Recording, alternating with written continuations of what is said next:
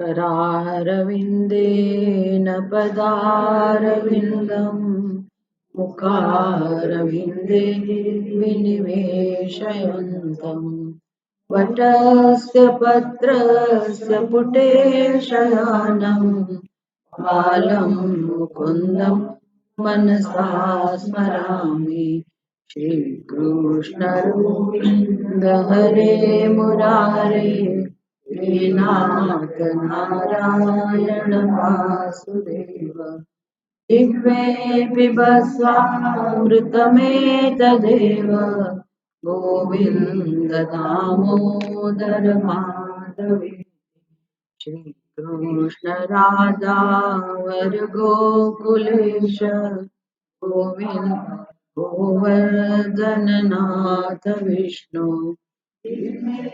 पिबस्वामृतमेतदेव गोविन्द दामोदर माधवे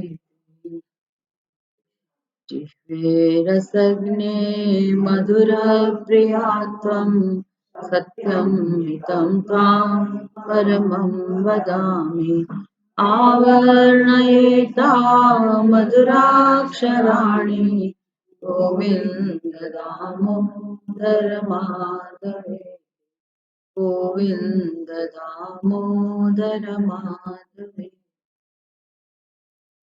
ॐ सहना भवतु सहनौ भुनक्तु सह वीर्यं करवावहै तेजस्विनावधीतमस्तु मा विद्विषावहै।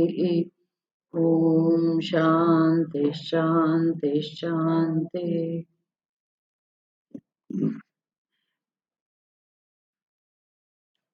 श्रीमद् भागवत एकादश स्कंद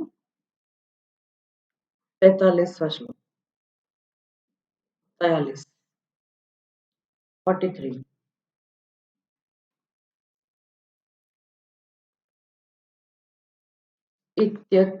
इत्यच्युताङ्घ्रिं भजतोऽनुवृत्त्या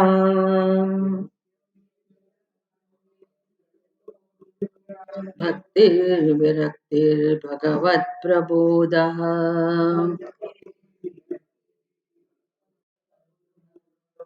भवन्ति ते भागवतस्य राजन् ततः परां शान्तिमुपैति साक्षात्।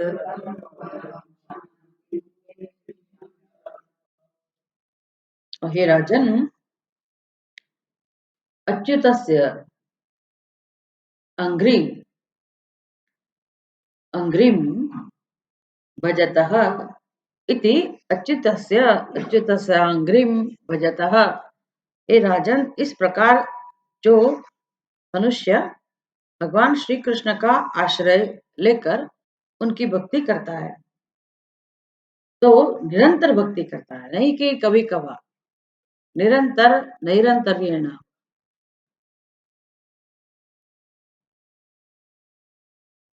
तो धीरे धीरे उनको क्या संपत्ति मिलती है? भक्ति ही, विरक्ति ही और भगवत प्रबोधः। भक्ति, प्रेम, विरक्ति ही, जो सच नहीं है, जिसका कोई सत्य नहीं है, उसके प्रति वैराग्य। ये हमेशा याद रखना है। वैराग्य मतलब कोई सत्य है उसके प्रति वैराग्य का उपदेश है ही नहीं। हमको इसीलिए डर लगता है कि भगवान क्यों हमें वैराग्य प्राप्त करने को, अच्छा भी नहीं लगता। वैराग्य का स्वीकार नहीं कर सकते सब लोग, लेकिन वैराग्य की समझ अगर स्पष्ट हो जाए तो पता चलेगा कि जो कूड़ा कचरा है, जो जिसमें कोई दम नहीं है, जो वास्तव में है ही नहीं, इसलिए इसकी कोई उपयोगिता नहीं। व्यवहार में जरूर उपयोगिता है, ये भी समझना चाहिए कि व्यवहार में उपयोगिता है, लेकिन हमें जो परम सुख चाहिए, शांति चाहिए, उसके लिए वो काम की चीज नहीं है। व्यवहार में सबका स्थान है, सबका महत्व है, लेकिन हमारी गलती कहाँ है? जिसको जितना महत्व देना चाहिए इतना महत्व हम नहीं देते, आवश्यकता से ज्यादा हम महत्व देते हैं, इसीलिए दुख है जीवन में। यही गलती है। रमणीयत्व का आरोप, शोभनीयत्व का आरोप कि ये सुंदर है, इसको प्राप्त करके मुझे सुख मिलेगा, इसको कहते हैं रमणीयत्व का आरोप। तो विषयों में जो रमणीयत्व का आरोप है, ऐसी बुद्धि है, इसीलिए इसके प्रति आकर्षण है। उसको बारीकाई से देखेंगे, अनुभव का भी हम निरीक्षण करेंगे तो समझ में आएगा कि विषयों में से आनंद मिल ही नहीं सकता। तो संस्कार के कारण ऐसा लगता है कि उसमें से आनंद मिला। तो वो तो इंद्रियाणि इंद्रियार्थेषु वर्तन्ते, ऐसा व्यवहार है। ये बुद्धि में अगर पहले ये बात समझ में आ जाए कि सही में ऐसा ही है, हमारा शरीर भी 5 महाभूत में से बना है, भौतिक है, और जो विषय जिसके पीछे हम भागते हैं, जिसको प्राप्त करने के लिए, पकड़ने के लिए हम कमाते हैं, पैसा कमाते हैं या तो पुरुषार्थ करते हैं, वो सभी विषय, ज्ञानेंद्रियों के जितने विषय है, ज्ञानेंद्रिया और उसकी मदद से जो विषयों का हम उपभोग करते हैं, वो सभी विषय भी भौतिक है, 5 महाभूत में से बने हुए। तो ये शरीर भौतिक है, उसका उपयोग करने वाले हम हैं, हम चैतन्य स्वरूप है। लेकिन बुद्धि, अहम बुद्धि इस भौतिक शरीर में है, इसलिए ये भौतिक शरीर मैं बन गया, इसलिए भोक्ता प्रकट हुआ। जगत में कोई भोक्ता नाम की चीज नहीं है, भोक्ता नहीं है तो कोई भोग्य भी नहीं हो सकता है, लेकिन हमारी बुद्धि में भोक्तृत्व है, बस इसको समझना है। ये आरोप है, भोक्तृत्व। भोक्तृत्व का आरोप क्यों करते हैं हम, ये समझना पड़ेगा, फिर उसके ऊपर काम करेंगे। ये तो गलत है, जब आत्मा भोगता है ही नहीं, तो फिर ये भोगता ही तो मुझे परेशान करता है ना, ये तो दौड़ाता रहता है ना, वही गलत काम भी कराता है। गलत करो या सही करो, जो भी हो, काम कर्म किया मतलब उसका फल भुगतने के लिए आना, सीधी बात। इसलिए भोक्तृत्व का चिंतन करना चाहिए कि भोक्तृत्व कहाँ से आया। बाकी सब चीज फिर भोग्य, भोगता ही नहीं है तो भोग्य भी नहीं है, भोक्ता भी ब्रह्म स्वरूप है, मतलब उसका अधिष्ठान, उसका परम सत्य, वो भी सच्चिदानंद स्वरूप है, और जो भोग्य पदार्थ है उसका स्वरूप भी सच्चिदानंद स्वरूप परमात्मा ही। जो भौतिक है वो तो जड़ है, अनात्मा है, उसमें चैतन्य है ही नहीं, तो कौन भोगेगा, किसको भोगेगा, किसको अनुभव होगा सुख का। इसलिए कोई भोगता ही नहीं है तो भोग्य भी नहीं है। हमारा स्वरूप जब भोगता नहीं है तो हमारे लिए भोग्य क्या हो सकता है। तो सच्चिदानंद स्वरूप परमात्मा यही भोक्ता का सत्य हो, स्वरूप हो, तो उसको कुछ भोगने की आवश्यकता नहीं है, वो तो पूर्ण ब्रह्म है, और वही एक ही ज्ञान स्वरूप है, बाकी सब जो है तो मिथ्या है, कल्पना है। ये समझ में आ जाए, फिर अपने आप विषयों के प्रति ही वैराग्य प्रकट होता है। फिर विषयों को फेंकने की बात भी नहीं आती, इसको इधर से उधर करो या मैं उससे उधर मुंह फेर लूं, इसकी तरफ ना देखो, ऐसी आवश्यकता भी नहीं है। सब व्यवस्था समझ में आ जाएगी कि जो जहां है जैसा है ठीक है। आत्मा को किसी के साथ कोई संबंध नहीं हो सकता है, ना तो अपनी उपाधि के साथ, ना तो जगत के विषयों के साथ। ये समझ का नाम ही मोक्ष है। मोक्ष में क्या करना है, ये समझना, यही मोक्ष है। लेकिन संस्कार जो हमारे अंदर है भोग्य भोक्ता का, वो जन्मों जन्मों से, इसलिए मन उसके पीछे भटकता रहता है और बुद्धि का कुछ चलता नहीं, ज्ञान काम में आता नहीं। इसीलिए हमें वैराग्य का उपदेश दिया जाता है कि पहले धीरे धीरे थोड़ा अंतर उत्पन्न करो और बाद में आप एकाग्र चित्त होकर इस विषय को समझिए, और धीरे धीरे जो सत्य नहीं है उसको अभी महत्व देने की आवश्यकता नहीं है, तो अपने आप वैराग्य प्रकट होगा। और मन को चाहिए रस, तो जो गलत तरीके से विषयों में से रस प्राप्त करता था, मिलता नहीं था उसको, वो मानता था कि मुझे रस मिलता है, तो उसको धीरे धीरे जहां से रस मिलता है उस दिशा में मन को लाने की प्रक्रिया, उसका नाम है साधना, उसका नाम है भक्ति। वही कृष्ण भगवान, कृष्ण परमात्मा, उसको राम कहो, शिव कहो, देवी कहो, जो भी कहो, आपको जो पसंद हो,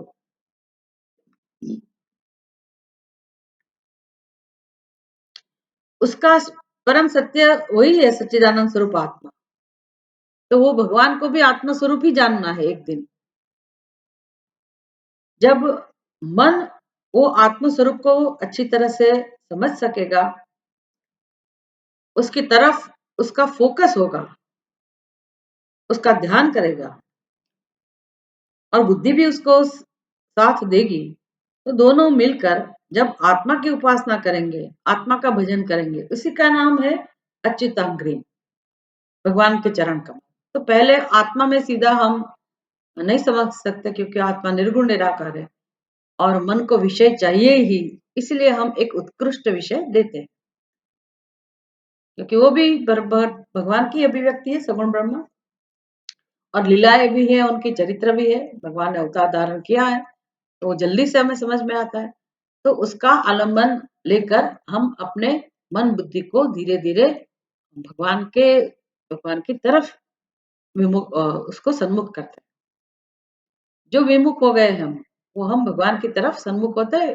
फिर आत्मा और भगवान के बीच में कोई अंतर नहीं है, बस इतना जानना है, जिसकी मैं उपासना कर रही हूँ, नेदम यदिदम उपासते, मैं ये मेरे इष्ट देव है, उस प्रकार से जो मैं उपासना करती हूँ, वो भेद भी निवृत्त करना है, क्योंकि वो भगवान भी मेरा आत्मस्वरूप ही है। तो इदम बुद्धि जो है वो विग्रह में, वो भी जानी चाहिए। फिर सोहम, मैं और वो, मतलब मैं और वो ऐसी चीज है ही नहीं, जो है एक ही सच्चिदानंद स्वरूप आत्मा है। ये बोध प्रबोध, तो भक्ति, भगवान के लिए प्रेम हमारे हृदय में होगा, फिर विरक्ति, और फिर भगवान का ज्ञान, फिर मैं रहेगा ही नहीं, तू भी नहीं रहेगा। नहीं तो ऐसा कह सकते हैं कि तू रहेगा, लेकिन कैसा तू, जिससे विरुद्ध कोई मैं नहीं है। तू ही ऐसा कहते हैं ना कोई फकीर लोग, तू ही ऐसा कहते हैं। तू ही का मतलब जहां मैं नहीं हूं, तू के अलावा और कोई नहीं, जहां भी देखो तू ही है, मेरी उपाधि में भी तू ही, ऐसे। नहीं तो फिर सब जगह मैं पना, जो है मैं हूँ, हम ब्रह्मास्मि। तो मैं ऐसा मैं कि जहां दूसरा कोई मैं के विरुद्ध में तू जिसको कह सके, ऐसा कोई नहीं है। तो अस्मद युष्मत प्रत्यय, ऐसे दो प्रत्यय नहीं, जो है पूर्ण ब्रह्म परमात्मा, ये प्रबोध है। भवंती, बस ये समझ में आ जाए तो कहते तत्काल, हे राजन, ऐसे भागवतस्य ततः पराम शांतिम, भजतः भागवतस्य राजन ततः पराम शांतिम उपैति साक्षात, फिर साक्षात परम शांति, परम शांति का अनुभव होगा। साक्षात, साक्षात मतलब अभी कोई निमित्त की आवश्यकता नहीं है। जहां अभी हमारे जीवन में शांति क्यों है, तो बस काम हो गया, जो भी काम हाथ में लिया वो काम पूर्ण हो गया, तो मन में शांति होगी। कोई इच्छा पूरी हो गई तो शांति होगी। जो भी आपके मन में चिंताएं थी, वो सब प्रश्नों का समाधान हो गया, तो थोड़े समय के लिए शांति का अनुभव।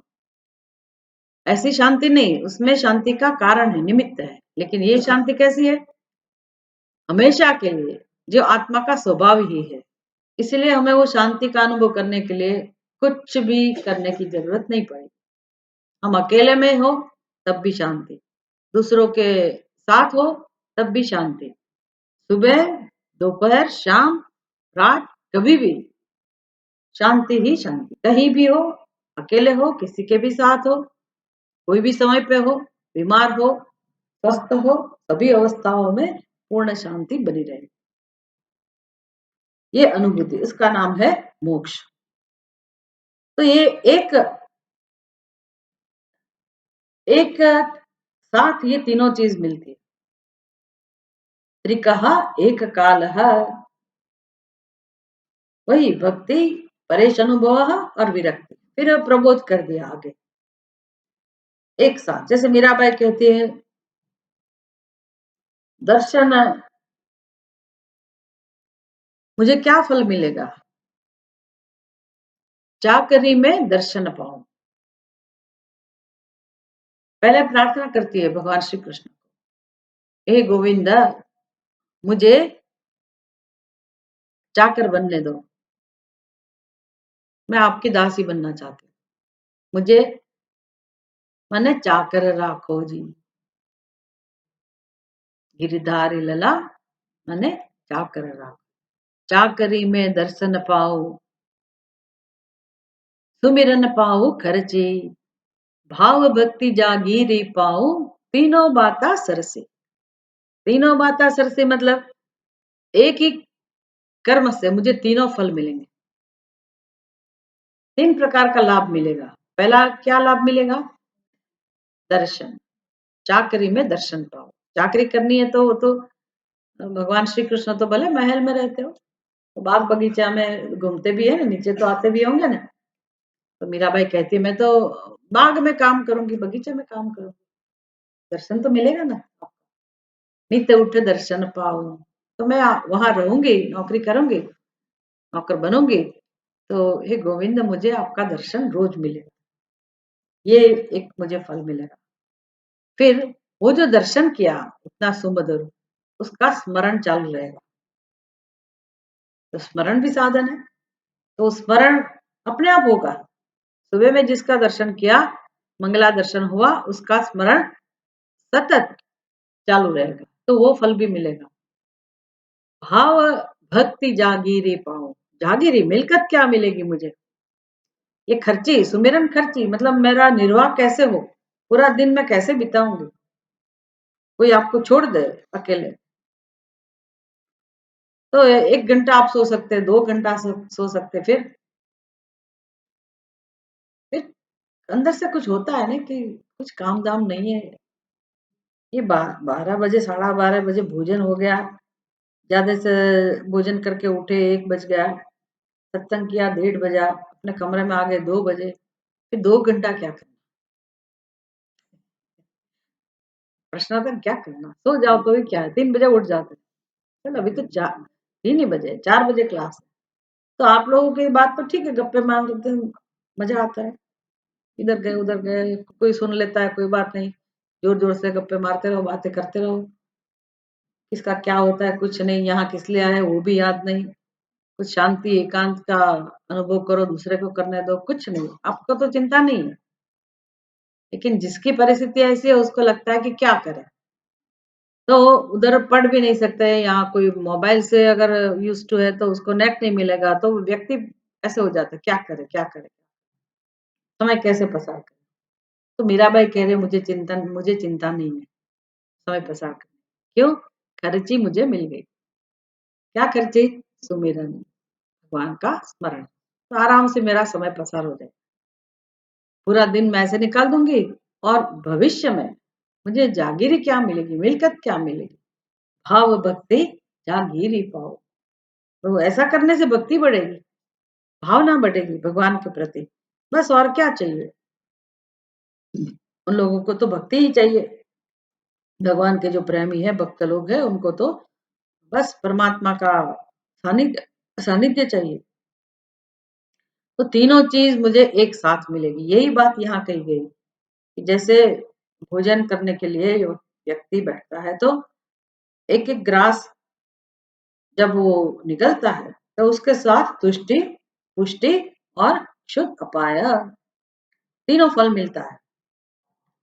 और यही फल किसमें परिणित होता है? इति भजतः, अनुवृत्त्या भजतः। निरंतर ऐसा भजन करने वाले को धीरे धीरे फिर वो भक्ति दृढ़ होती है, वैराग्य दृढ़ होता है, और भगवान का ज्ञान, भगवान का स्वरूप समझ में आ जाता है। वेदांत की भाषा में कहे तो दो ही चीज है, आत्मा और अनात्मा। हमारा प्रश्न यही है, अविवेक। ये जो अहंकार अहंकार कह रहे हैं ना, वो अहंकार मतलब अविवेक। अहंकार खाली लिख सकते हैं, उसका कोई अस्तित्व नहीं है। वो बुद्धि में एक विचार है बस, उसका नाम अहंकार।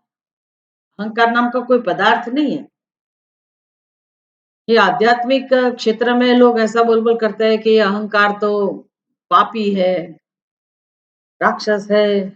हम भी कहते हैं, और उसको मार डालना चाहिए, काट डालना चाहिए, ये करना चाहिए, वो करना चाहिए, लेकिन वो हाथ में आए तब आप मारोगे ना।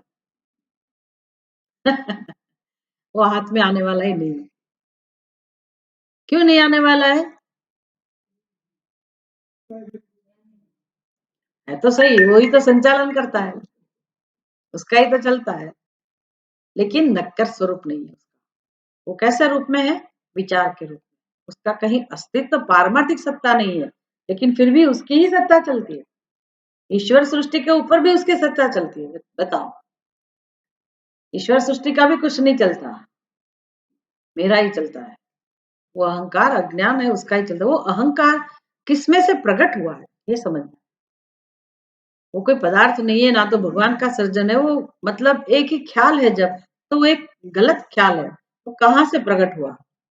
तो दो चीज मिलने से प्रकट हुआ। कौन सी दो चीज? एक तो चैतन्य ब्रह्म स्वरूप अहम, मैं, हमारा स्वरूप आत्मा, ब्रह्म स्वरूप आत्मा, और दूसरी है उपाधि, ये शरीर, जो आत्मा नहीं है। आत्मा नहीं है उसके लिए हम क्या बोलते हैं? अनात्मा।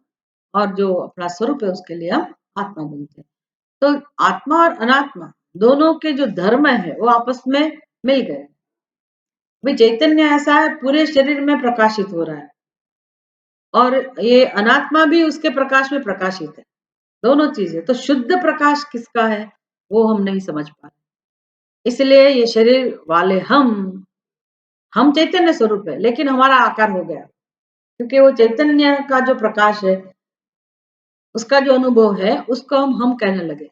बस इतनी ही गलती है हमारी। तो ऐसे हम आकार वाले बन गए, उसको अहंकार कहते हैं। शरीर चैतन्य समान लग रहा है, अनुभव में आ रहा है,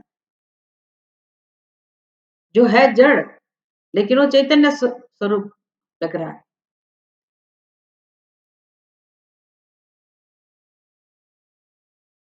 जड़ शरीर का धर्म है आकार, रूप।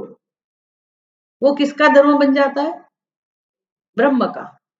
ब्रह्म को खुद को कोई रूप नहीं है, नाम नहीं है, तो वो उपाधि का नाम और रूप आत्मा में आ गया। और आत्मा का जो चैतन्य स्वभाव है वो जड़ शरीर में आ गया। ऐसे दोनों का अविवेक हुआ है। और बुद्धि में मैं देह हूं, मैं शरीर हूं। उस दिन समझाया ना कि मैं हूं के बीच में जो भी है वो मसाला, ऐसे हम हैं, मिश्रा जी। इसलिए ये गड़बड़ है और कुछ नहीं है। और सुख चाहते हैं तो क्या करना पड़ेगा? जो शुद्ध स्वरूप है उसको अलग कर दो भाई। कैसे करोगे? ये गेहूं और पत्थर दे दिया तो आप उसको अलग कर सकते हैं, पत्थर पत्थर चुन के निकाल दो गेहूं में। लेकिन ये आत्मा और अनात्मा, उसमें कैसे विवेक करेंगे? आत्मा के अंदर अनात्मा मिक्स हो गया है, उसको कैसे अलग करेंगे? कैसा अविवेक है उसके ऊपर आधार है। वास्तव में दो तत्व है ही नहीं, आत्मा और अनात्मा, तो विचार में ही ये दोनों मिक्स हुआ है, मेल हुआ है उसका। बस उसको अविवेक कहते हैं। इसलिए यहाँ हम सत्संग में क्या काम करते हैं? हमें सत्संग में क्या सिखाते हैं? विवेक का। कोई भी ग्रंथ ले लो, विवेक ही चलता है। पंचकोश विवेक, शरीर त्रय विवेक, विवेक करते रहो करते रहो करते रहो। जब बुद्धि समझ पाएगी कि ये अंदर इडियट के सिवा और कोई नहीं है, मूर्ख महामूर्ख बैठा है, और हम उसको समर्पित हैं। इसलिए भगवान की शरण में जाना है, तो काम सरल हो जाएगा। तो धीरे धीरे हम इस प्रकार से उपासना करेंगे, तो अंत में जब भक्ति बढ़ेगी, प्रेम का अनुभव होने लगेगा, शुद्ध प्रेम का, तो फिर अनात्मा तो कोई है ही नहीं। इसीलिए बस अनात्मा नाम की कोई चीज है ही नहीं, ये जो समझ है ना, उसका नाम है वैराग्य। फिर सर्वम खलुदम ब्रह्म। भोक्ता भोग्य नहीं है, बुद्धि में भोगता ही नहीं रहा, तो जो है वो क्या है? ईश्वर।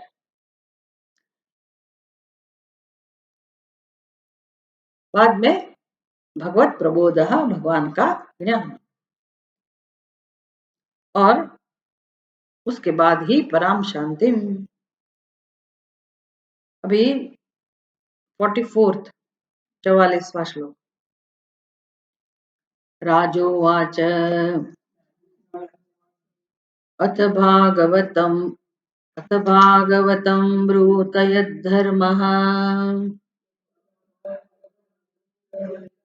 यादृशो नृणाम् यथाचरति यद्ब्रूते यैर्लिङ्गैर्भगवत्प्रियः।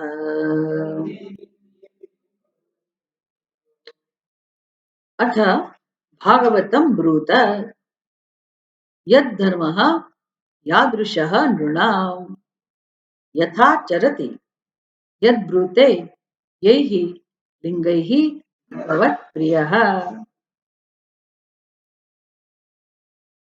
अभी राजोवाच, कौन राजा? नेमि। राजा नेमि बोले,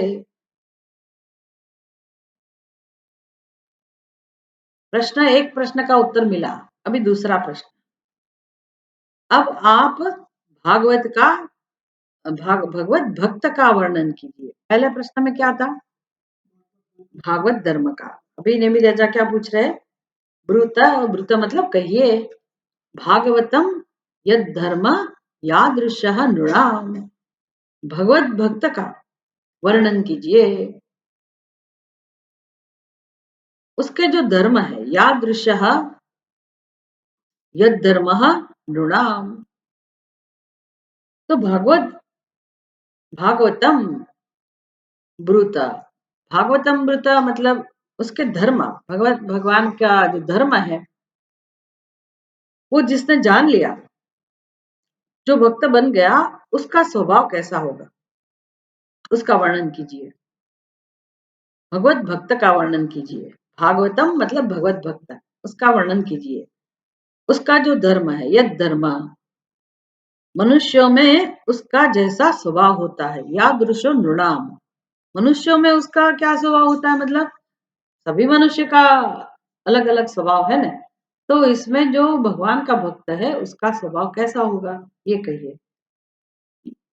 ऐसा उसका व्यवहार कैसा होगा, ये भी प्रश्न हो सकता है। उसका खुद का स्वभाव कैसा है, मनुष्यों में उसका कैसा जैसा स्वभाव है होता है, वह जैसा आचरण करता है, यथा आचरति यद ब्रूते, वो जो बोलता है, और यही लिंग ही भगवत प्रिय, तो जिन लक्षणों के कारण, जिन स्वभाव के कारण वह भगवान को प्रिय होता है। समय भक्त प्रिय, कहाँ सुना है?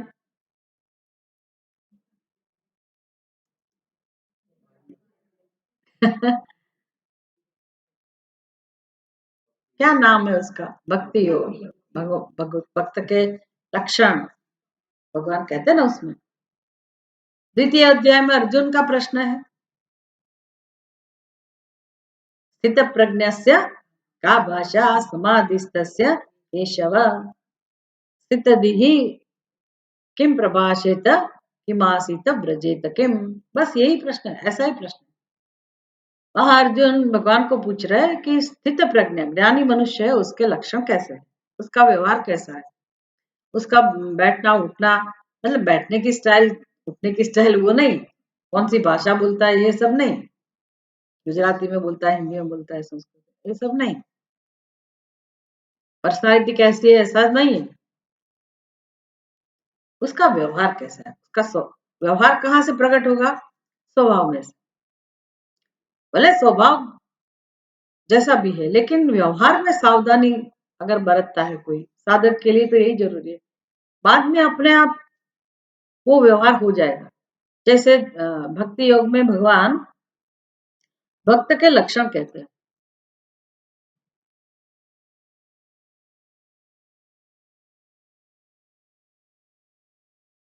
मैत्र,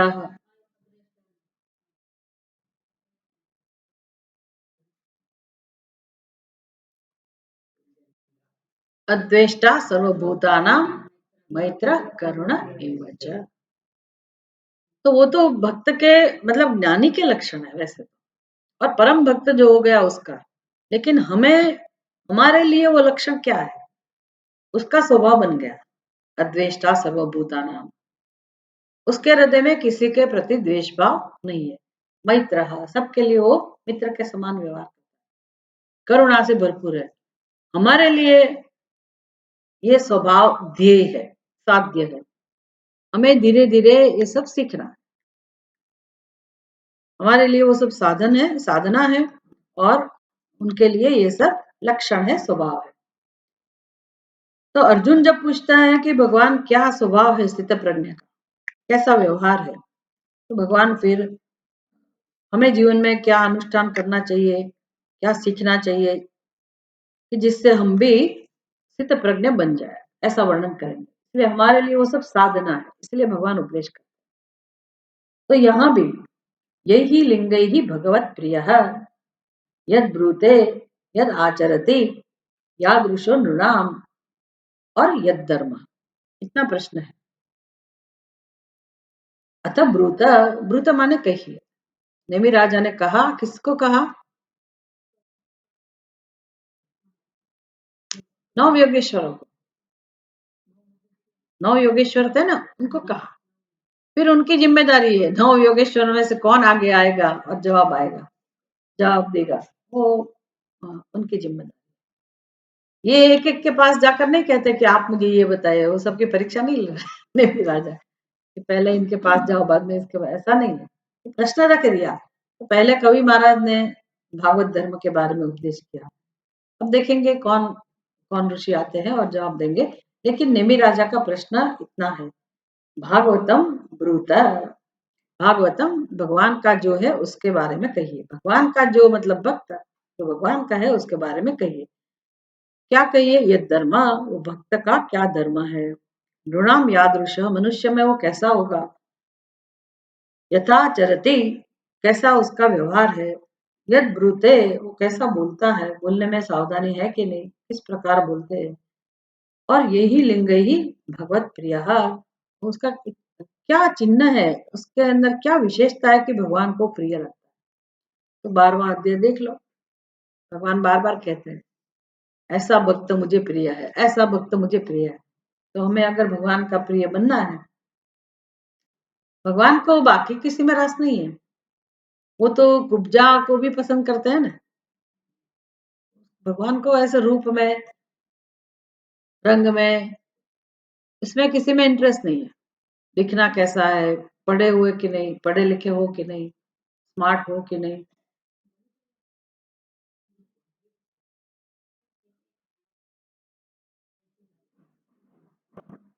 भगवान को उसमें रस नहीं है।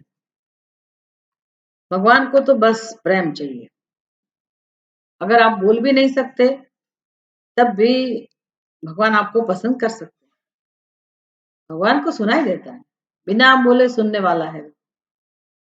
कैसे हमें पहचानता होगा? अपने भाव से। भक्त को कैसे पहचानेंगे भाव? हम नहीं बोले तो भी भगवान हमें पहचान लेते हैं। कैसे पहचान? कुछ नहीं बोलो तो भी, अगर बोलने से ही पहचान लेते, वो भगवान स्मार्ट है। उसको पता है कि ये मेरे पास आके कुछ भी बोलेगा, अंदर कुछ गड़बड़ है, बोलेगा बाहर मीठा मीठा। तो भगवान फंसने वाले नहीं, हम फंस जाते। तो वो तो कह रहे थे कि मैं सब ला दूंगा, ये कर दूंगा, वो कर दूंगा। हमने सोचा हो जाएगा, लेकिन लास्ट मोमेंट कहते हैं कि नहीं मिला, ये नहीं हुआ, नहीं, कोई नहीं करेगा। चलता है दुनिया में, सब बराबर है, सब करते हैं अपनी अपनी जगह पे, सब ऐसा करते हैं। लेकिन भगवान के पास कुछ नहीं चलता। आप कहोगे हम भगवान के साथ ऐसा करते ही नहीं ना, तो मेरे साथ करते हो तो भगवान के साथ ही किया ना। नौकर के साथ किया तो भगवान के साथ ही किया। पशु पक्षी के साथ किया तो भी भगवान के साथ ही किया। कहीं भी कर लो छुप के, चुपचाप, चुपके से गलत व्यवहार कर लो, भगवान को सब समझ में आ जाता है। उधर ही बैठा है वो आपके हृदय में, इसलिए अंतर्यामी बनकर बैठे कि आप चोरी छुपी कुछ कर ही ना सको। उसको तो पता है ही, सारी दुनिया भले नहीं जाने, उसको तो सब पता है। तो कैसे उनके लक्षण हैं कि भगवान उसको प्रेम करते हैं, भगवान का प्रिय है कि नेमी राजा भी भक्त बनना चाहते हैं। वे कौन योगी आए? हरि।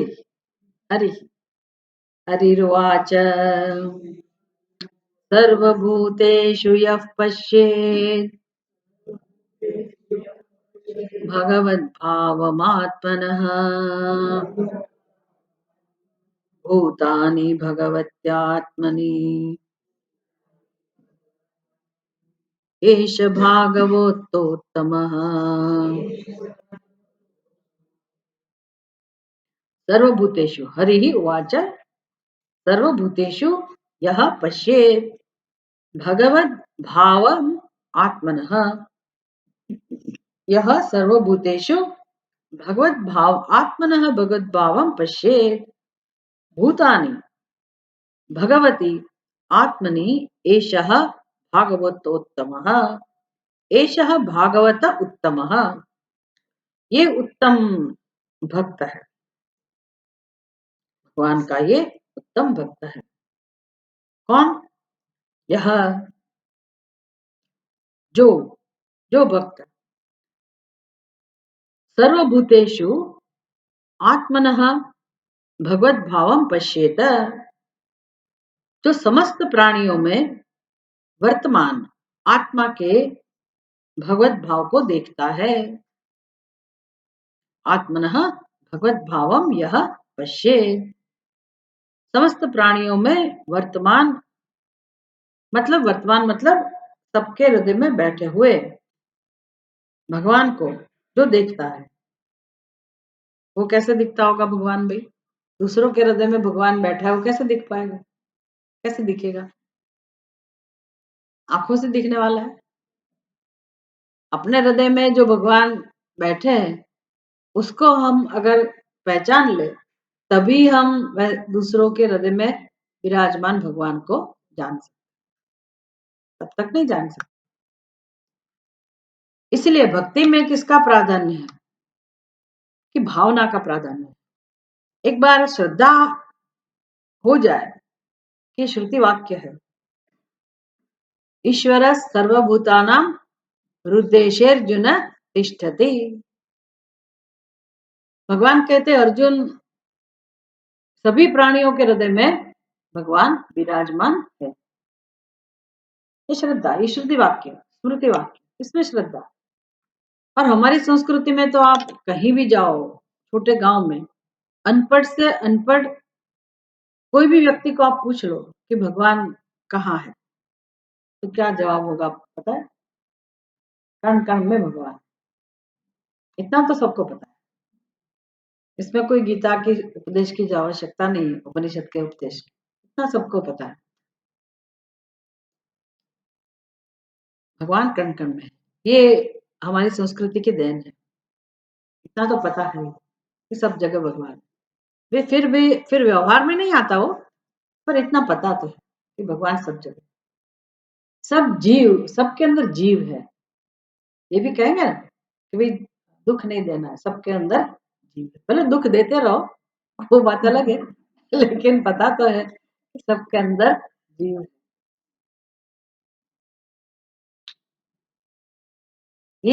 ये सत्य तो पता है ही, पर हमारी बुद्धि मन ऐसे हो गया ना, उसकी तरफ ध्यान नहीं देते। वो उसमें क्या है, व्यवहार तो ऐसे ही होता है। व्यवहार में परमार्थ नहीं डालने का, व्यवहार तो ऐसे होता है। ज्यादा फिर भगवान को, इसीलिए सब लोग ने भगवान को ऊपर चढ़ा दिया, ऊपर वाला। व्यवहार अपने से करो, अपनी समझ से करो, और भगवान को बीच में नहीं लाओ। लेकिन पता तो है कि भगवान सबके हृदय में है। तो ये वास्तविकता के साथ जो जीता है, जीने की कोशिश कर रहा है, मतलब सब प्राणियों में उपस्थित परमात्मा को परमात्मा को आत्मा के भगवत भाव को देखता है। समस्त प्राणियों में वर्तमान आत्मा के भगवत भाव को देखता है, मतलब जीवात्मा। हम कहते हैं ये व्यक्ति जीवात्मा, तो जिसको हम जीवात्मा कहते हैं, पशु कहते हैं, पक्षी कहते हैं, जीव तो कहते हैं ना, कम से कम सामान्य जीवत्व तो सबके अंदर है। जीव का जीवत्व का तो अनुभव करते, सबके अंदर जीव है, इतना तो मानते ही। पर वो जीव का स्वरूप भगवान है, ऐसी भावना। वो जीव वास्तव में भगवान, जीव के रूप में भगवान है, आत्मा के भगवत भाव को देखता है, मतलब सबके हृदय में भगवान है। इंटू ब्रैकेट लिखा हुआ है ना, अर्थात यह जानता है कि मैं परब्रह्म स्वरूप और सब पदार्थों में व्यापक हूं। ये उपनिषद का मंत्र है। मस्तानी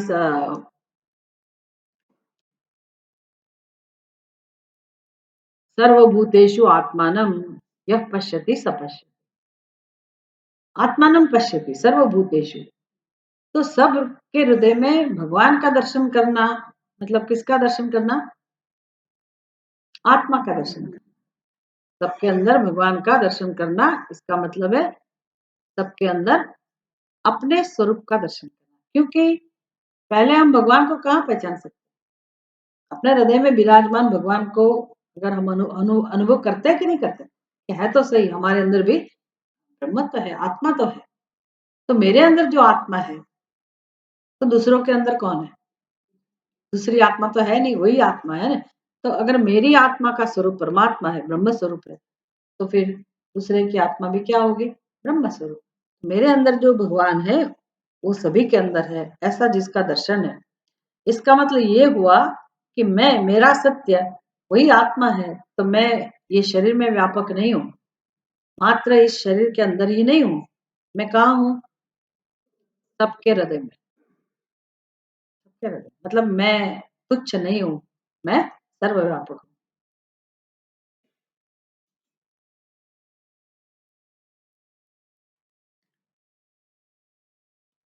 पश्येत भगवतम भगवत भावम आत्मनः, सभी आत्मा को वो भगवत स्वरूप देखता है, सभी जीवों को भगवत स्वरूप देखता है।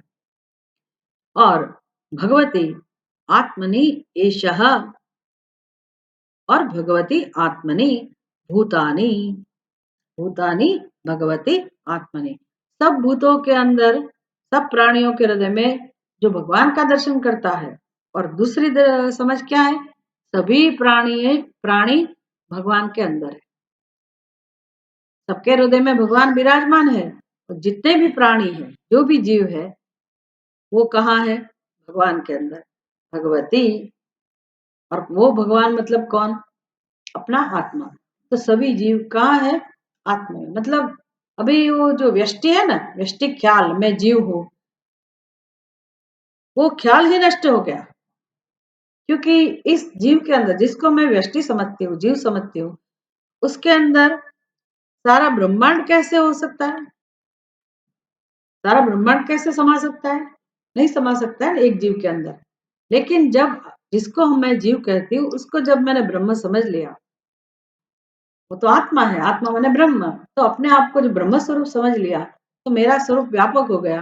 व्यापक हो गया तो बाकी सब जो जीव, जिस जैसे मैं जीव अपने आप को कहती हूँ, कहती थी, ऐसे सभी जीव वो आत्मा के अंदर ही आ गया कि नहीं? भगवान के अंदर आ गया कि नहीं? सभी जीव भगवान के अंदर आ गए। और भगवान किसमें है?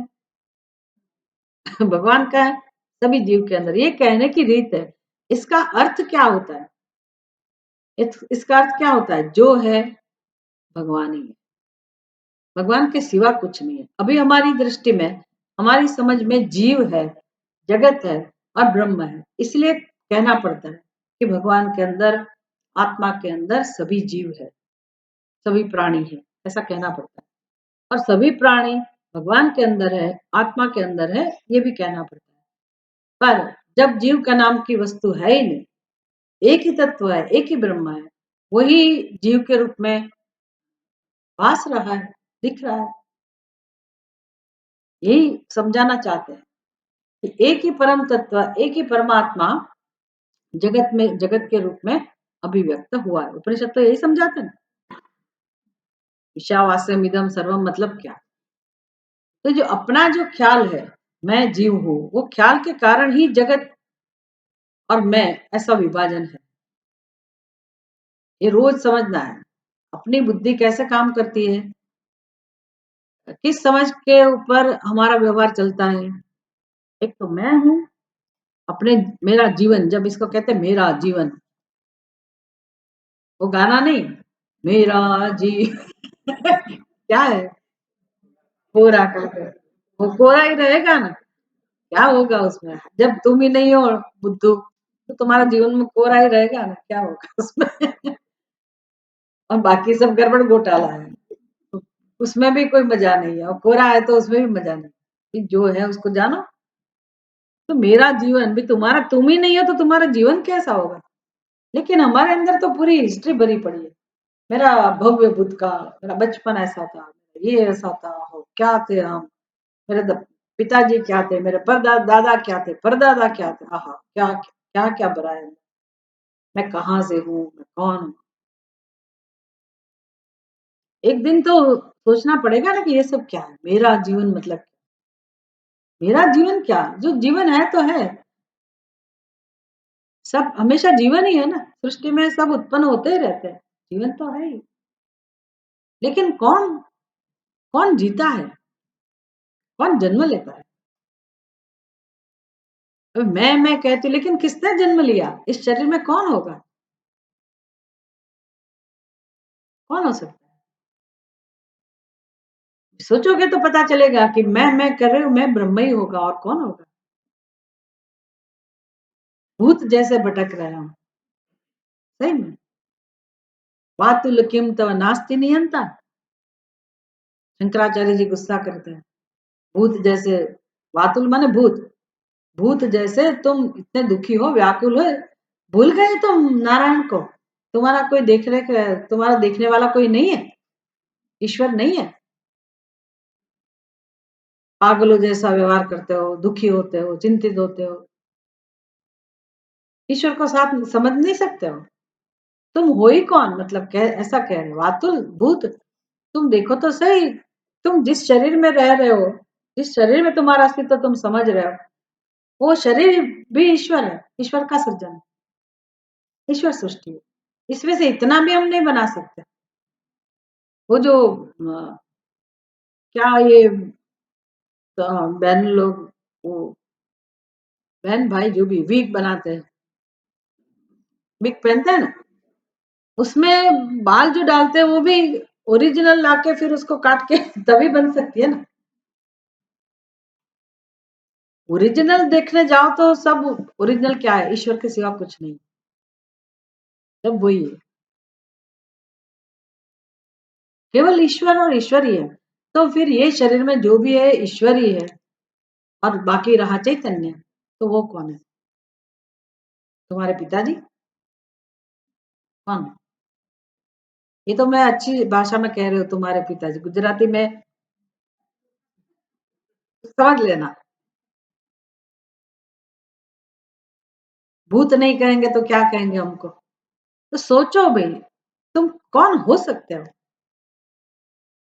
कोई मुश्किल, ये सरल नहीं है, कितना सरल है देखा जाए तो, कितना सरल है, कम से कम यहाँ तो समझ में आना चाहिए, भले बाद में चप्पल पहनने के बाद फिर आप दूसरी दुनिया में चले जाओ, लेकिन इतना अगर दिमाग लगाओगे यहाँ, तो ये तो समझ में आ सकती है बात, कि बात तो सही है, मेरे अंदर दूसरा कौन है, एक तो शरीर है, दूसरा चैतन्य, बात खत्म, तो ये मैं कौन है, वो भूत, वो भूत ही है, उसको निकालना है बस, सत्संग में क्या काम होता है, यहाँ नहीं निकालोगे तो उधर जाना पड़ेगा, कहाँ, हुआ हुआ,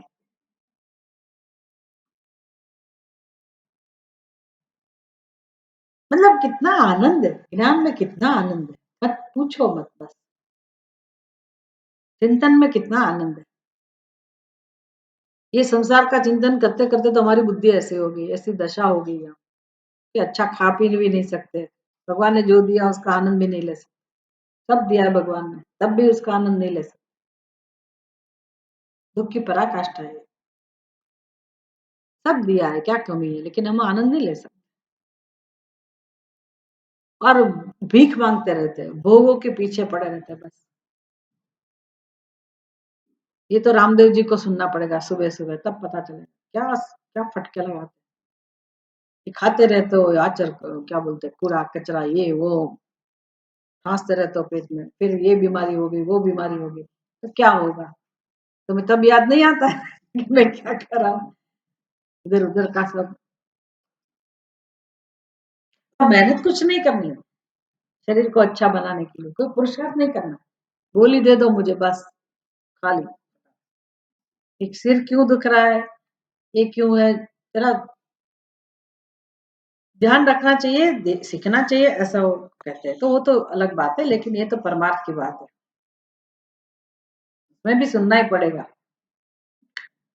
क्योंकि सोचते नहीं हैं हम, कितना भी कहो, लेकिन संसार के बारे में सोचते रहते हो, वो छूटता ही नहीं।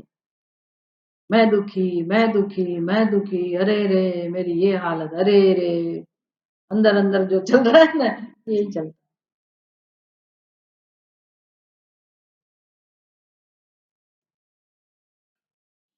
तो ऐसा भक्त बनने का हमारा ध्येय होना चाहिए कि हमारा दर्शन हम कैसे बदले, दृष्टि कैसे बदले, तो पहले अपने साथ काम करो, मेरे हृदय में कौन है, तो वो भगवान है ही।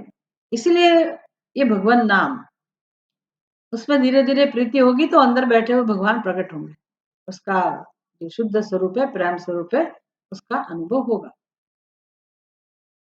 जब मुझे पता चला कि मेरे अंदर भगवान है, तो उसके माध्यम से हम समझ सकते हैं, अनुमान नहीं लगा सकते, सीधा समझ सकते हैं। ये बात स्पष्ट हो जाती है कि दूसरों के हृदय में भी वही ब्रह्म जो मेरे हृदय में, अंत तो गत्वा वही है। दिखता क्यों नहीं है, दिखता क्यों नहीं है, मेरे अंदर भी क्यों नहीं दिखता है? कौन नहीं मुझे अनुभव करने देता? मेरे मन बुद्धि। अभी अज्ञान को भूल जाओ, वो तो पता है ही, मेरा मन बुद्धि, जिसके अंदर गड़बड़ के सिवा कुछ नहीं है। गलत संस्कार, गड़बड़ मतलब गलत संस्कार। कैसे संस्कार? मैं जीव और ये जगत, मैं और मेरा, ये सब गलत संस्कार, अभ्यास। तो मेरे अंदर जो ऐसा व्यक्तित्व है, मेरे मन के अंदर जो ऐसे संस्कार है, तो दूसरों के अंदर भी यही कारण होगा ना, कि उसको भी नहीं दिखाई दे रहा है, उसको भी दर्शन नहीं हो रहा है अपने स्वरूप का, परमात्मा स्वरूप का दर्शन उसको भी नहीं हो रहा है, मुझे भी नहीं हो रहा है, मुझे मेरे अंदर भी नहीं हो रहा है और बाहर भी नहीं हो रहा है। उन लोगों को भी, सबको अपने अंदर रहे भगवान का दर्शन भी नहीं हो रहा है, और उनको बाहर, बाहर नाम की कोई चीज नहीं है, पर फिर भी जगत है, तो जगत में जो भी प्राणी है उसके हृदय में विराजमान परम तत्व का दर्शन उनको भी नहीं हो रहा है। सबके लिए समस्या बराबर होगी कि नहीं? लेकिन सत्य क्या है? भले दर्शन नहीं हो रहा, लेकिन सत्य तो थोड़ी बदल जाएगा, परमात्मा थोड़ी चले जाएंगे उधर से, उसका अभाव तो हो ही नहीं सकता। तो ब्रह्म स्वरूप परमात्मा तो सब जगह है ही। ऐसी समझने की जिसकी तैयारी है और इस भावना के साथ जो जीने का प्रयत्न कर रहा है, व्यवहार कर रहा है, भगवान उसको पसंद करते हैं। जो अपने भगत स्वरूप में ही समस्त प्राणियों को अध्यस्त देखता है, वही भागवतों में, भगवत भक्तों में श्रेष्ठ है।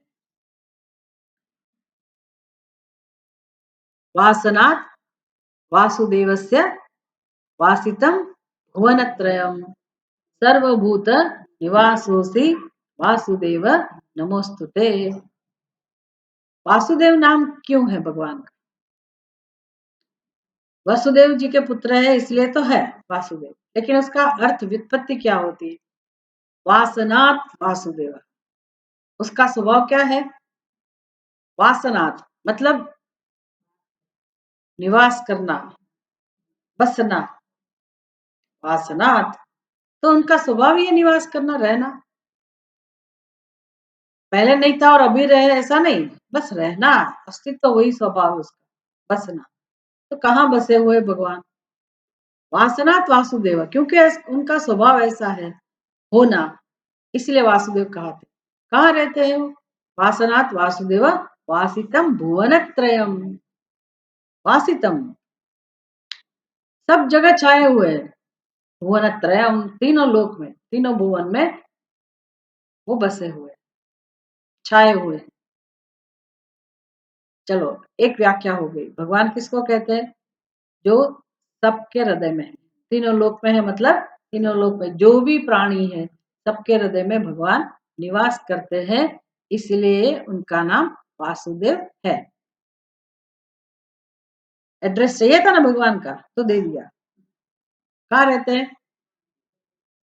सबके हृदय में। तो तुम्हारा हृदय है कि नहीं? ताला लगा हुआ है, जोरदार बाती ताला, कभी खोला ही नहीं किवाड़, कभी खटखटाया नहीं, बाहर भटकते रहते हैं। हाँ हाँ हाँ, कितना सुंदर, ओ कितना सुंदर। अरे भाई उसका अधिष्ठान ब्रह्म परमात्मा अति सुंदर तुम्हारे हृदय में, कभी कभी उसकी तरफ भी देखो। होटल में गए, सिनेमा देखा, ये देखा, वो देखा, ये सुना, सब बाहर बाहर बाहर, अपमान है ना भगवान का।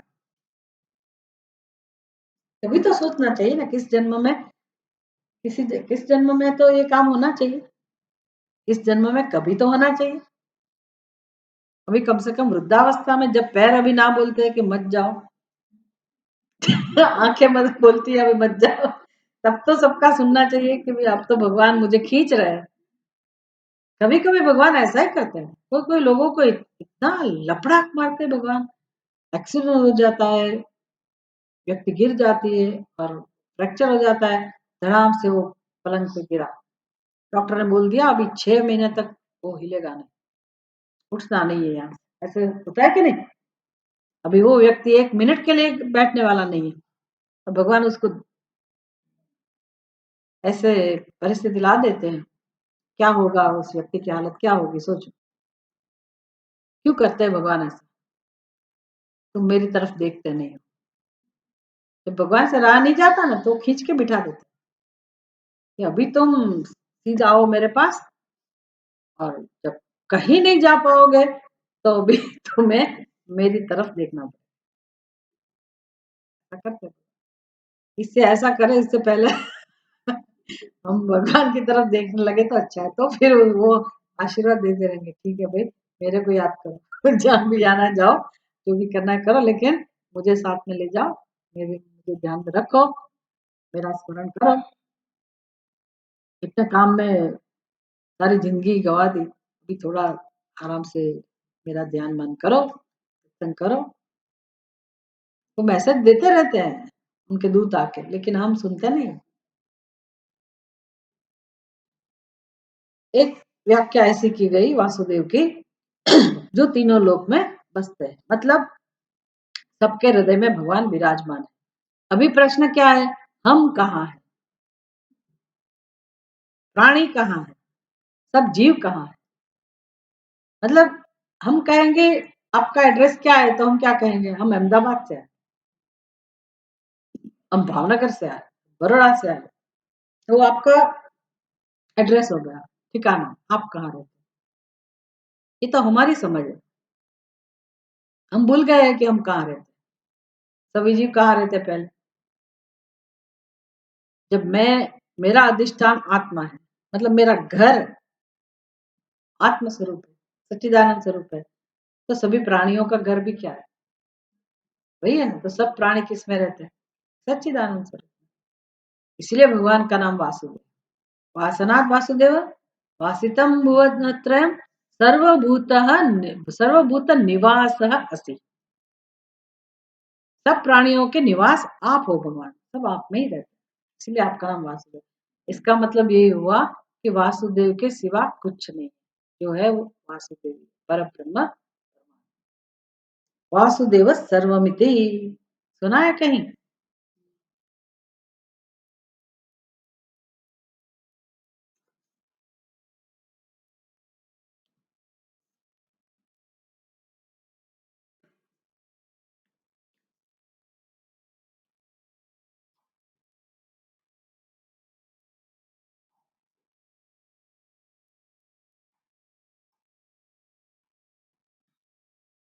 कौन रो रहा है भाई?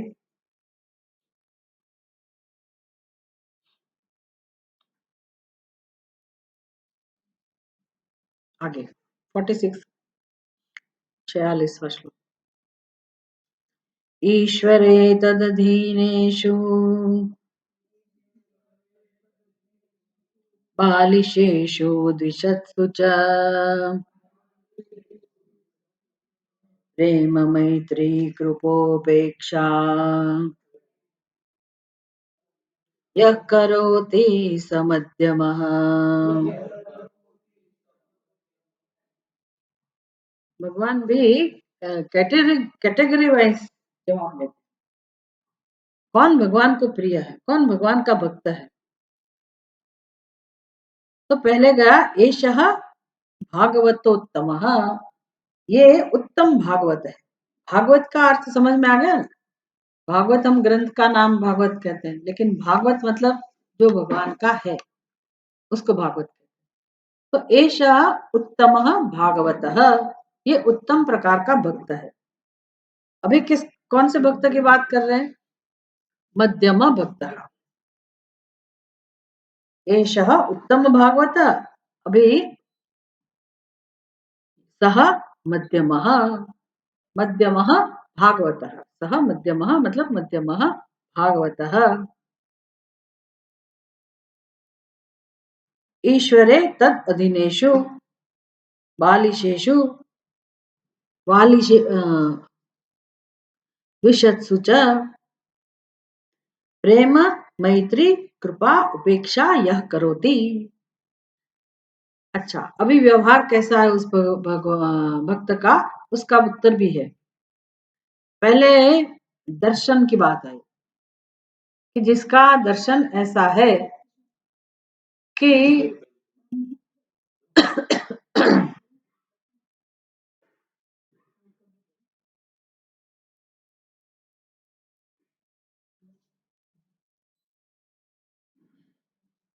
બધા એસી બંધ જ कर दो, आय पूर्व बंद कर दो, हमने एक तो मैसेज तुम्हारा पहुंचाओ,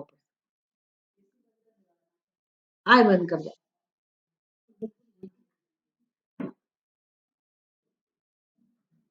ठंडक થઈ ગઈ છે ને એટલે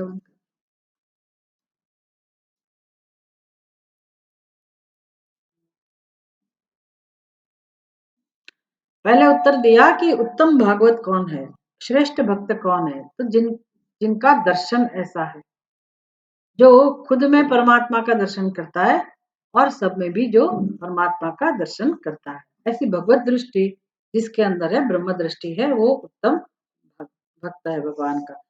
ऐसा है ना कि ज्ञानी और भक्त के बीच में कोई अंतर नहीं। इसलिए भगवान जब भक्त की व्याख्या करते हैं, 4 प्रकार के भक्त हैं, आर्तो, जिज्ञासु, अर्थार्थी और ज्ञानी। फिर चारों में से कौन श्रेष्ठ है? ज्ञानी। क्यों श्रेष्ठ है ये भी कहते हैं भगवान। क्यों श्रेष्ठ है? तो कि उसने मेरे साथ अंतर नहीं रखा। अंतर कैसे मिटता है? ज्ञान से ही मिटता है। इसलिए भगवान कहते हैं उसकी बात अलग है, वो तो मेरे और उसके बीच में कोई अंतर नहीं, वो श्रेष्ठ भक्त है। तो श्रेष्ठ भक्त है मतलब भगवान का जो स्वभाव है वही ज्ञानी का स्वभाव हो जाएगा। भगवान का स्वभाव प्रेम है तो ज्ञानी का स्वभाव भी प्रेम हो जाए। इसलिए उत्तम भागवतोत्तम कहा। अभी कहते हैं कि व्यवहार कैसा होता है, तो या तो ज्ञान होगा तब भी ऐसा व्यवहार होगा, तो उत्तम भक्त भी है और मध्यम भक्त के कैटेगरी में वो आ जाता है। मध्यम भक्त है इसका मतलब ये नहीं कि उत्तम भक्त नहीं है, उत्तम भक्त भी है और मध्यम भक्त भी है। कोई भक्त ऐसा है अभी ज्ञानी नहीं बना, लेकिन भावना उसकी उत्तम है, तो ये कैटेगरी में आएगा मध्यम भक्त। तो क्या भावना है, तो कि किस भावना से उसका व्यवहार, कैसा व्यवहार होता है उसका, वो समझा है। ईश्वरे ईश्वरे तत् अधीनेषु और बालिशेषु, 4 प्रकार के लोग, 4 प्रकार की कैटेगरी, 4 विभाग कर दिया उसके व्यवहार का, कि इसका व्यवहार एक तो परमात्मा के साथ कैसा है, दूसरा व्यवहार उनके भक्तों के साथ कैसा है, तीसरा व्यवहार अज्ञानियों के साथ, और चौथा व्यवहार द्वेष करने वाले, भगवान को जो द्वेष करते हैं उनके साथ। क्योंकि समाज में सभी लोग हैं ना, हमारे संपर्क में सब आते रहते हैं जगत में। तो कोई उत्तम प्रकार के सात्विक लोग भी है, कोई भगवान के भक्त है, कोई ज्ञानी है, कोई सामान्य मनुष्य है, अज्ञानी मनुष्य है, और चौथी कैटेगरी क्या है? तीसरी कैटेगरी दुर्जन। दुर्जन लोग भी है ना, कैसे व्यवहार करें उसके साथ समझ में नहीं आता। तो कैसा व्यवहार करना चाहिए वो हमें सिखा रहा है कि मध्यम भक्त कैसा व्यवहार करेगा। ईश्वरे सप्तमी, ईश्वरे ईश्वर के साथ। फिर जो दूसरी पंक्ति है ना, उसमें व्यवहार का स्वरूप दिखाया, प्रेम, मैत्री, कृपा और उपेक्षा, यह व्यवहार का स्वरूप है। तो यथानुक्रम मतलब पहला शब्द ईश्वर, दूसरा दूसरा वर्ग कौन है पहली पंक्ति में? तद अधीनेश, मतलब उस भगवान के भक्त, भगवान के अधीन में जो रहते हैं। तीसरा कौन है? बालिशेषु, बालिशेषु मतलब अज्ञानी। और चौथा द्विषक, द्वेषी जन। ये चार प्रकार के लोग, तो चार प्रकार का व्यवहार है, अभी जोड़ना है कैसा व्यवहार किसके साथ। तो यथानुक्रम, यथानुक्रम मतलब पहले किसकी बात आई? ईश्वर की। तो ये चार जो व्यवहार का प्रकार है उसमें पहला शब्द क्या है? प्रेम। तो ईश्वर के साथ उसका व्यवहार कैसा है? प्रेम, प्रेम से। क्योंकि भगवान की शरण में है ना, भगवान के साथ प्रेम का व्यवहार मतलब क्या? हमारा व्यवहार भगवान के साथ प्रेम पूर्ण कभी कभी नहीं होता, कभी कभी ही होता है, ऐसा कहो ना। लो, आज मैंने ऐसा सोचा था, ऐसा नहीं हुआ, नाराज हो गए, तो इसका मतलब हम भगवान के साथ नाराज हो, मेरी इच्छा पूरी नहीं। भगवान ने क्यों ऐसा किया? मैं इतनी भक्ति करती हूँ फिर भी भगवान ने ऐसा क्यों किया? मेरे साथ कुछ नहीं किया, मेरे स्वजनों के साथ किया, तब भी दुखी हो जाते हैं और गुस्सा भी आता है। गुस्सा आता है ना, तो प्रेम पूर्ण व्यवहार नहीं है। कभी कभी लोग भक्ति करना ही छोड़ देते हैं कि मैंने इतनी जिंदगी भक्ति की, अब मेरी श्रद्धा ही नहीं रही, क्योंकि इतनी बीमारी है, इतनी पीड़ा है, अब वो दुख जाता ही नहीं है। तो ऐसे भगवान की भक्ति करके क्या करना है, तो भगवान का नाम लेना छोड़ देते। तो ये प्रेम पूर्ण व्यवहार नहीं है ना। तो ऐसा नहीं समझना कि सबका व्यवहार भगवान के साथ प्रेम पूर्ण ही होता है। हमें सीखना है प्रेम पूर्ण व्यवहार किसको कहते हैं। चाहे वो कुछ भी कर ले, लेकिन उसमें जो श्रद्धा है, उसके प्रति जो विश्वास है, भक्ति है, प्रेम है, वो कम नहीं होना चाहिए, उसमें च्युति नहीं आनी चाहिए। और जब हमारी इच्छा पूर्ण हो तभी हम हाँ हाँ भगवान की क्या कृपा ऐसा कहेंगे, और इच्छा पूरी नहीं हो तो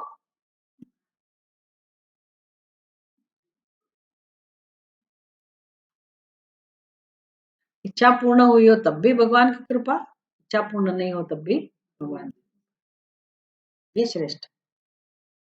इसलिए उसका व्यवहार, जिसका व्यवहार ऐसा है, ईश्वर के प्रति प्रेम मतलब सभी परिस्थितियों में स्वीकार, सभी परिस्थितियों का स्वीकार, जो भी होता है उसका स्वीकार। देर लगेगी स्वीकार करने में, लेकिन उसका प्रयत्न जरूर होगा। ईश्वर के साथ प्रेम, तद अधीनेशु मतलब भगवान के जो भक्त है उसके साथ कैसा व्यवहार है? मैत्रीपूर्ण, मैत्रीपूर्ण। भगवान को ये सबसे अच्छा लगता है। भगवान का मैंने सुना है कि भगवान, अगर हमने भगवान के साथ गलत व्यवहार किया तो भगवान चला लेगा, उसका बदला मतलब उसकी सजा नहीं देगा। लेकिन भगवान के जो भक्त है उसके साथ हमने गलत व्यवहार किया, कुछ छल कपट किया, गुस्सा किया, कुछ भी गलत व्यवहार किया भगवान के भक्त के साथ, तो भगवान कभी भी सहन नहीं कर पाता, ऐसा है। इसलिए भगवान के जो भक्त हैं उनके साथ मैत्रीपूर्ण व्यवहार, डर के मारे नहीं कर रहा है, इसका तो स्वभाव ही प्रेम है, इसलिए भक्तों के साथ वो मैत्री से व्यवहार करते हैं। ये सब हमें सीखने को मिलता है भागवत में, रामायण में, सब में, कि विदुर जी के साथ कैसा व्यवहार होता है। फिर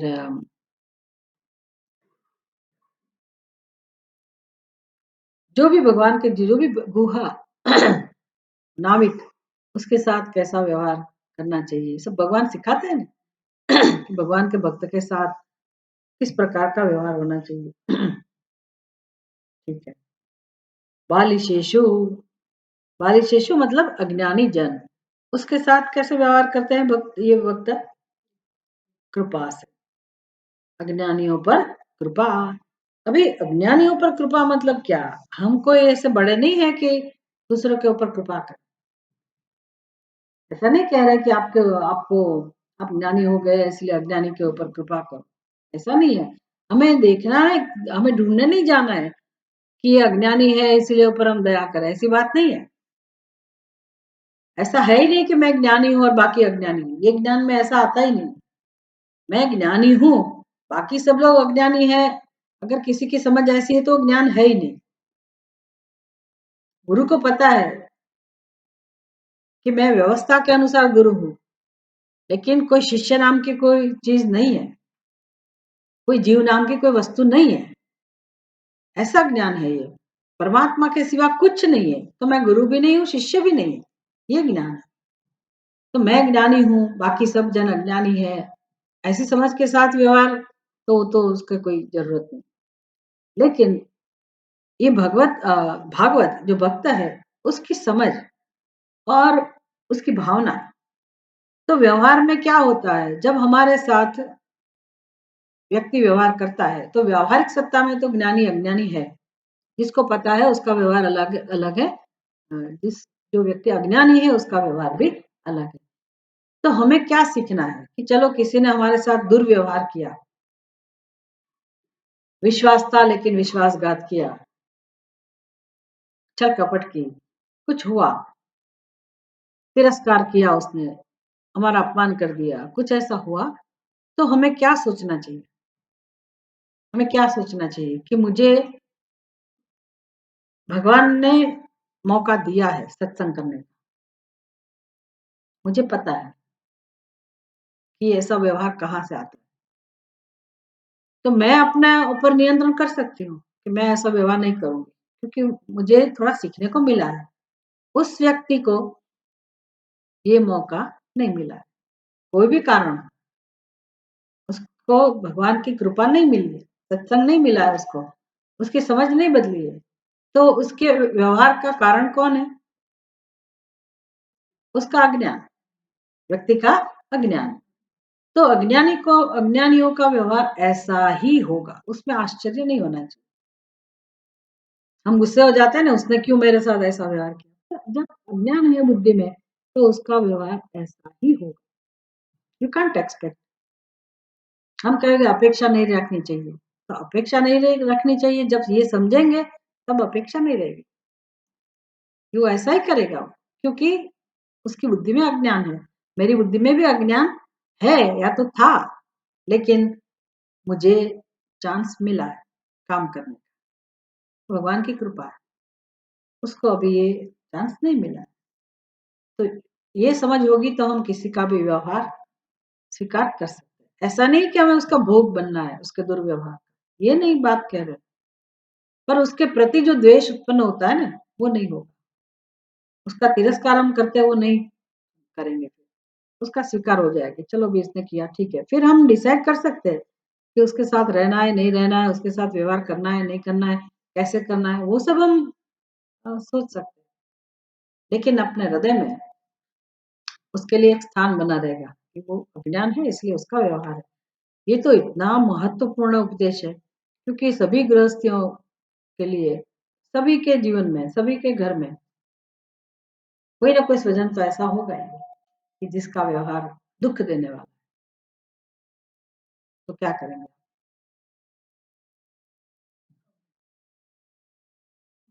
नहीं नहीं, ये समझना है किस क्या उपाय बता रहे हैं यहाँ, कृपा, कृपा की बात है, ये घर के लोग की बात, स्वजन की बात, अपने पहचान में जो भी है, व्यवहार में या तो जगत में भले, अड़ोस पड़ोस में कहीं भी, उसका व्यवहार इतना खराब नहीं है, मतलब पहले तो कभी हम साथ में रहते थे ना, स्वजन है तो, भाई बहन है तो साथ में बड़े हुए होंगे, एक जमाने में तो प्रेम था ना,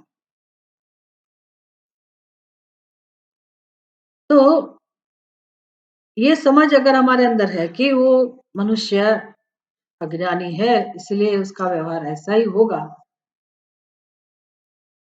ये सब एक बार आपको समझ में आ जाएगी ना ये बात, तब फटाफट आपकी बुद्धि जवाब देगी कि ये घर का व्यक्ति क्यों गुस्सा हो जाता है बातों बातों में।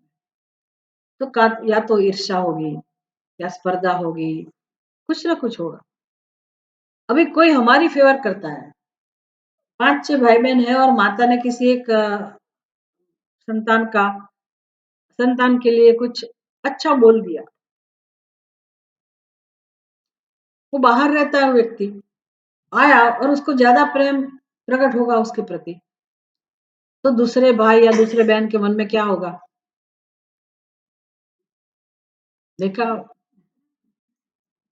स्वाभाविक। किसका अनुभव नहीं है? हमको भी होता है ना।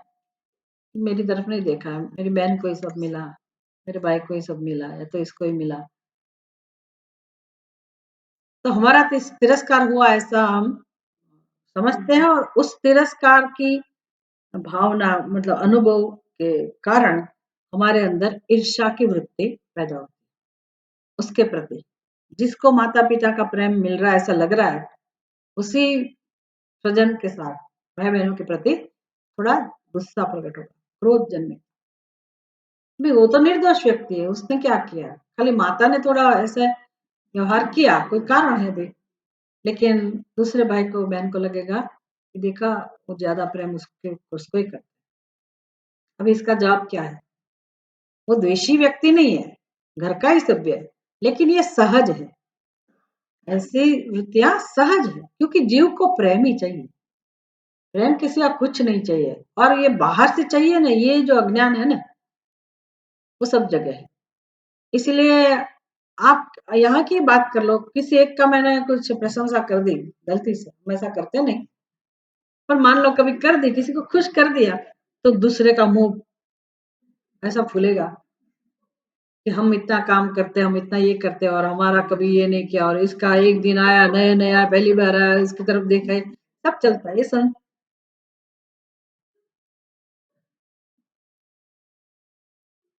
सहज है ये सब, सहज है। ऐसा ही लगता है कि हमको प्रेम नहीं मिला बस। ये प्रेम का ही झगड़ा है दुनिया में, पशु पक्षी में भी यही है। आपको एक बात बताऊं मैं, मेरे घर में, मैं जब मेरा डाइनिंग टेबल है ना, उसके बाहर ऐसी एक खिड़की है, तो मैं रोज सुबह नाश्ते के लिए, लंच के लिए, डिनर के लिए, डिनर में तो नहीं आ पाते बर्ड्स, तो सुबह में हमारा एक कार्यक्रम रहता है कि बाहर वो मोर वगैरह को का खाना डाल दिया, फिर नाश्ते के लिए जब मैं बैठती हूँ ना, तो वो सेवन सिस्टर्स, और लैला बोलते होंगे उसको, उस प्रकार की चिड़िया लैला, तो वो आ जाते हैं कै कै कै करके, तो फिर उसको देना पड़ता है, देते हैं, मजा आता है, देना पड़ता है मतलब मजा आता है, कंपनी मिलती है, तो वो भी। तो एक उधर एक पेड़ है नीम का, उसका नीचे का हिस्सा ही दिखता है, ऊपर वृक्ष है। अभी रोज का ये कार्यक्रम है, तो वो इतने खुश हो जाता है ना, तो उसकी खुशी देखकर दूसरे पक्षी, जिसका ये खाना नहीं है, वो तो मांसाहारी है, फिर भी वो आ जाते हैं, वो कीड़े मकोड़े खाने वाले, पर फिर भी आ जाते हैं, आ जाते हैं, और थोड़ा बहुत लेके फिर चले जाते हैं। तो उसको ना लगता है कि इसको प्रेम मिल रहा है, मुझे क्यों नहीं मिल रहा, वो भी आएंगे, वो भी आएंगे, फिर काबर भी आएगी, दूसरे पक्षी भी आएंगे, ये भी आएंगे। एक दिन वो वुड पैकर, इतना ब्यूटीफुल बर्ड, पर भगवान ने क्या बुद्धि दी है इन लोगों को, तो मैं देखती रह गई कि वुडपेकर तो कभी ये रोटी बोटी खाता नहीं है, चने मुमरे वो तो नहीं खाता है, तो क्यों आया वो? तो और आ भी नहीं सकता है सबके बीच में, डर भी लगता है ना, क्योंकि यहाँ मेजोरिटी है ये सब की, वो बेचारा बेचारा अकेला है। तो उसने क्या किया, थोड़ा थोड़ा थोड़ा ना पेड़ पे जाके अपना चांच ऐसे मारता था, क्योंकि काम ही उसका यही है वुडपेकर का, तो पता है ना वो बर्ड वुडपेकर। तो मुझे लगा कि ये यहाँ अपना घर बनाएगा, क्या बात है, अच्छा। वो सब नाटक था उसका। फिर थोड़ी देर हुई तो वो नीचे उतरा, फिर मैंने देखा तो खट खट खट, जैसे मैं अपना काम कर रहा हूँ, और भाई तो ऊपर कर रहा था, यहाँ कैसे आ गया? थोड़ी देर के बाद और नीचे आ गया, फिर मैंने देखा तो खट खट खट, और सब पक्षियों को भी लगे कि वो अपना काम कर रहा है और मुझे भी उल्लू बना रहा है कि मैं भी अपना घर बना रहा हूँ, मुझे और कुछ नहीं चाहिए। फिर जैसे वो दूसरे पक्षी इधर उधर हुए तो फटाक से बीच में आया और एक टुकड़ा उठा लिया। तो उसको वही चाहिए था, जो भी रोटी जो भी दाना डाला था ना उधर नाश्ता, उसको वही खाना नहीं था उसका, पर वो देखना चाहता था कि ये सब क्या ले रहे हैं और मुझे क्यों नहीं मिल रहा है, तो मैं भी क्यों उसमें ना हूं। तब पता चलता है कि सभी जीव को ये प्रेम ही चाहिए। फिर बंदर उधर झगड़ा करते हैं, मैं बाहर निकलूंगी ना तो बंदर धड़ाधड़ फाइटिंग शुरू करेंगे, मेरी जो भी चीज है ना जाली वाली घर की उसके ऊपर खुद लगाएंगे, गाड़ी के ऊपर। मतलब मैं बाहर निकलूंगी तब वो तमाशा दिखाएंगे। वो कंप्लेन है कि हमको क्यों नहीं दे, अभी उसको दूं तो मैं पर ये सभी जीवों के अंदर, सभी जीवों के अंदर क्या लेना देना है, खाली प्रेम चाहिए उसको। सभी जीव को, कितना भी क्रूर प्राणी क्यों ना हो, उसको भी प्रेम ही चाहिए। वो भाषा समझते, प्रेम की भाषा समझते। जब उसको चाहिए तो मनुष्य को क्या चाहिए, प्रेम ही चाहिए। हम समझ नहीं पाते ना, हम हमारे लिए भी नहीं समझ पाते कि हमको प्रेम ही चाहिए, और बाकी के लिए भी हम नहीं समझ, इसलिए झगड़ा चलता है। ये सभी गुस्सा, जो भी प्रेम के सिवा जो भी हमारे अंदर जितनी भी वृत्तियां उठती है वो प्रेम के कारण ही, प्रेम नहीं मिलता है इसलिए उठती है। और ये प्रेम कब कब मिलेगा, जब आप आत्मा की तरफ देखो। बहुत मुश्किल है आत्मा की तरफ देखना, इसलिए भगवान निमित्त माध्यम दिया है, भगवान आलम्बन दिया। धीरे धीरे धीरे जीव को जब ये प्रेम का अनुभव होने लगता है, फिर शांति। तो ये कौन कर सकता है, जिसको सत्संग मिला है, उस जिसको कुछ सोचने का चांस मिला है, सोच सकते हैं। ये अज्ञानी मनुष्य, अभी आप जाके कोई फुटपाथ पे बैठे हुए दुखी लोग, उसको थोड़ी ये उपदेश दे सकते हैं, उसको थोड़ी कह सकते हैं कि आप भगवान का नाम लो। उसकी दशा ऐसी है, वो बेचारे भगवान का नाम भी नहीं ले सकते, उसको सूझेगा ही नहीं, इतनी खराब हालत है उसकी। तो हमारे दिल में क्या होगा उसके प्रति, प्रेम भाव होना चाहिए ना। तो ऐसे ही लोग हमारे आसपास है, और क्या। अज्ञान ही तो कारण है ना, तो उनके बुद्धि में भी अज्ञान है, हमारे साथ जो है उनके बुद्धि में भी अज्ञान ही है। तो घर में, घर के बाहर, जहां भी आप जाओ, जहां भी ऐसे दुर्व्यवहार आपको दिखने को मिलता है, ये इतना दुर्व्यवहार नहीं, लेकिन जो भी गुस्सा ईर्ष्या जो सहज रूप में व्यवहार में आता है, जिससे हमें दुख होता है, तो अगर हमारी समझ ठीक है तो हमारे दिल में उनके प्रति कृपा का भाव उत्पन्न होगा, और व्यवहार कैसा होगा, कृपापूर्ण। मतलब हम सेफ रहेंगे, हमें कुछ दुख नहीं होगा, हमारी ताकत ज्यादा होगी, और हम प्रेम से उसके साथ व्यवहार कर पाएंगे, सहन तो कर पाएंगे कम से कम। आप लोग सहन नहीं करते हैं, आप लोग बोलते नहीं है, लेकिन अंदर से दुखी तो होते हैं ना, तो ये इसको सहा नहीं कहा जाता। सहनम सर्व दुखा नाम, अप्रतिकार पूर्वक, बिना प्रतिकार से, प्रेम से सहन, सहन करना, उसको सहा कहा जाता। हम चुपचाप बैठे रहे, कुछ उत्तर ना दे, जवाब ना दे, कोई प्रतिकार ना प्रकट हो, और हम सोचते रहे कि हाँ मैंने सहन कर लिया, सहन कर लिया। भगवान उससे प्रसन्न नहीं होते, क्योंकि आपने अपने आप को तो दुख दिया ना। दुख होगा ही, अगर हमारी बुद्धि में अज्ञान है तो हम दुखी ही होंगे, लेकिन ये विवेक होगा, ज्ञान होगा, परमात्मा का आश्रय होगा, तभी हम सहन कर पाएंगे। सहन भी करेंगे और दूसरे को माफ भी कर सकते हैं। दोगुनी ताकत, अपने आप को हम प्रोटेक्ट कर सकते हैं, सहन कर सकते हैं, और दूसरे को क्षमा कर सकते हैं। इसका नाम कृपा है। ठीक है उसने किया, चलो, नहीं तो क्यों किया, अरे रे, मैंने उसके लिए इतना किया, हमने इतना प्यार किया, हमने इतनी सेवा की, हमने इतना उसके लिए क्या क्या किया, कष्ट उठाया, फिर भी हमारा अपमान कर दिया एक क्षण के अंदर। हमें यश नहीं मिल रहा है, हमें ये नहीं मिल रहा है, हमारी कदर नहीं है, किसी को हमारे प्रति कुछ नहीं है, फिर अंदर से रिबाउंस, हमारे अंदर से भी गुस्सा आता है, मुझे कुछ चाहिए ही नहीं, किसी का साथ रहना ही नहीं, किसी का सहारा नहीं चाहिए, तो मर जाऊंगी मैं, कोई नहीं रहेगा तो। ऐसा लोग कहते हैं। ये सब समझना पड़ेगा ना। ये फरियाद को हम नहीं सुनेंगे तो कौन सुनेगा? हम बोलते रहते हैं कि आप ध्यान में लो, कौन ध्यान में लेगा? उसकी फरियाद भी ऐसी है, वो बोलता है। बहनें बोल देती होगी कोई-कोई उसमें उनकी एक रीत होती है, बोल देते हैं। भाई लोग की बोलने की रीत अलग होती है, लेकिन कंप्लेंट सबके हृदय में, सबके हृदय। ये सब ज्ञान है, ये सब समझना, हम इसको बायपास कर देते हैं, साइड में कर देते हैं। हम सीधा भक्ति के मार्ग जाना चाहते हैं। ईश्वर है ही नहीं दूसरा कहीं। कहीं और जगह पे ईश्वर है ही नहीं, मिलेगा ही नहीं, मिलने वाला ही नहीं। यहाँ ही है ईश्वर, इधर ही, हमारे आसपास ही, हमारे व्यवहार में ही ईश्वर को प्रकट करना।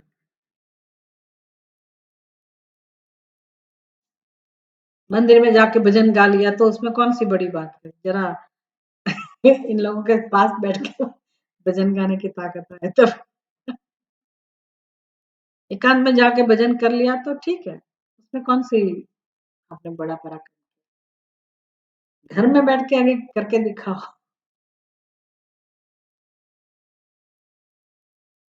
सरल नहीं है, लेकिन समझना तो पड़ेगा। भले हम शुरू में एकांत में जाए, भजन करें, ध्यान करें, अपने आप को स्ट्रांग बनाए, लेकिन दुनिया तो यही है, ये इधर इधर ही वापस आना है, यही दुनिया।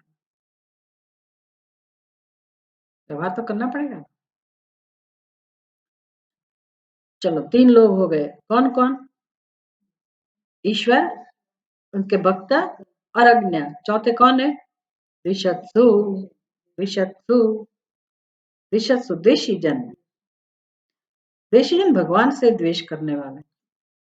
भगवान को द्वेष करने वाले मतलब हमको भी द्वेष करते। जो भगवान का द्वेष करते हो हमारा भी द्वेष करेंगे, क्योंकि हम भगवान के फेवर में है ना, हम भगवान की भक्ति करने वाले हैं। अब जो भगवान में मानता ही नहीं है, वो तो हमारा विरोध करेगा ही नहीं। मुझे भगवान में श्रद्धा नहीं है, मैं नास्तिक हूँ, और मेरे साथ मैं जिसके साथ में रहती हूँ या मेरे साथ में कोई भी व्यक्ति रहता है, उस वो भगवान में मानता है, तो मैं उस व्यक्ति को कभी साथ नहीं दूंगी। ऐसे घर में भी होता है, एक व्यक्ति घर का सभ्य पूजा पाठ करता है, ध्यान भजन करता है, उसको अच्छा लगता है, उसका ही भाई उसका मजाक उड़ाता है। मैंने देखा है, कोई एक भाई को संध्या वंदन करने का शौक है, तो दूसरा भाई ऐसा बोलेगा कि ये तो क्या सुबह शाम करके बैठ जाता है, इसका नाम थोड़ी भक्ति है। ऐसा ऐसा करेंगे, सब जगह ये चलता रहता है। ये तो एक एग्जाम्पल है, फिर तो सबको समझ में आता है, बड़े बड़े होते हैं तो सब समझ जाते हैं। लेकिन जिसके हृदय में भगवान के प्रति प्रेम ना हो, वो जो भगवान के भक्त है ना उनका द्वेष करेंगे कि ये बड़े ढोंगी आए, ढीला टपका करके आए हैं, क्या ऐसे कपड़े पहन के घूमते हैं, ऐसे कपड़े पहनने से थोड़ी कोई साधु बन जाता है। सब ऐसा बोलते रहेंगे।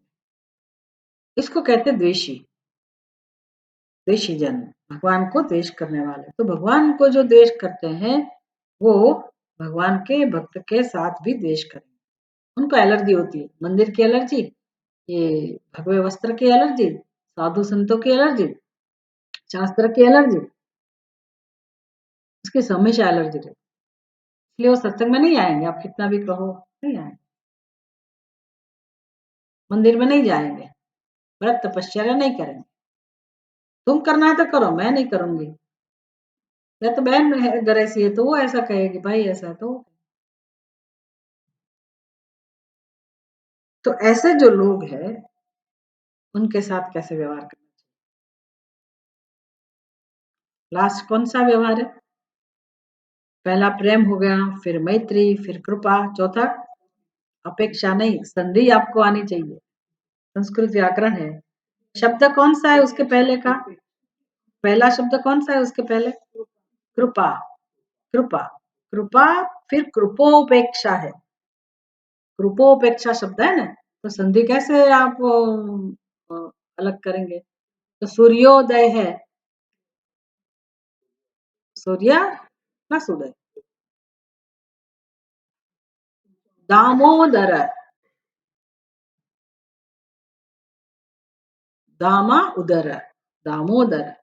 तो ये आ प्लस ओ, आ प्लस उ बराबर ओ, अ प्लस उ बराबर ओ। तो यहाँ कौन से दो शब्द हैं? कृपा। तो ओ है तो बाकी क्या बचा?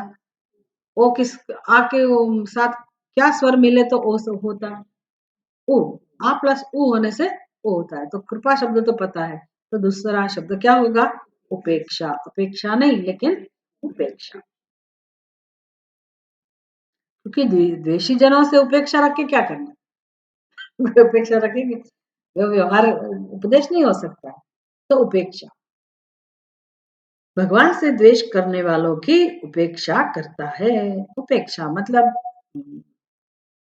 उदासीनता। उपेक्षा मतलब तिरस्कार नहीं, उदासीन मतलब टेक इट इजी, उसकी मत। उपेक्षा मतलब निग्लेक्ट। उदासीनता मीन्स ज्यादा इंपॉर्टेंस नहीं देना। इंपॉर्टेंस दिया तो फिर एक द्वेष की वृत्ति हमारे अंदर भी जन्मेगी। तिरस्कार नहीं करना है ना, अगेन इसीलिए उपेक्षा का एक दूसरा अर्थ सहन करना, वो भी कहते हैं कि सहन कर लो। ना ना ना, तितिक्षा वो एक दूसरी चीज। तितिक्षा ये व्यक्ति के है ना, वो तितिक्षा संदर्भ के लिए, विषयों के लिए, परिस्थिति के लिए ठीक है, लेकिन ये व्यक्ति की बात है ना कि मुझे व्यवहार करना है तो मैं कैसे व्यवहार करूँ उसके साथ। तो उपेक्षा, उपेक्षा उसको सहन करो। या दूसरा शब्द क्या बोला आपने? उदासीनता। उदासीन कोई भी अर्थ करो लेकिन वो व्यक्ति का तिरस्कार नहीं होना चाहिए। ये भी समझना है कि उसके दुर्व्यवहार का हम भोग ना बनते रहे। वो ज्यादा उसका दुर्व्यवहार है तो हमें अपनी रक्षा करना सीखना पड़ेगा, अपनी व्यवस्था करनी पड़ेगी। बहुत कठिन मार्ग है ये, बहुत ही कठिन। लेकिन जो ऐसे व्यक्ति की उपेक्षा करता है, ये जो व्यवहार जो व्यक्ति करता है उसको कौन सा भक्त कहते हैं? मध्यमा। तो उत्तम भक्त की बात की, मध्यम भक्त की बात। अभी एक ब्रेक, बाद में हम आगे बढ़ेंगे। 10 मिनट का ब्रेक, 5 मिनट का, 10 मिनट।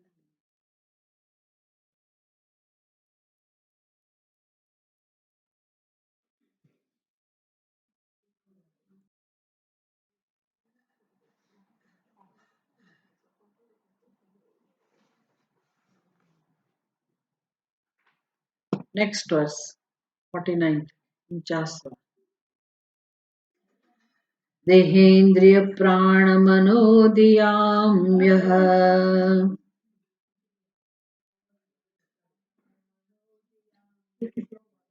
47 बाकी से 47। अर्चायामेव हरये पूजाम्,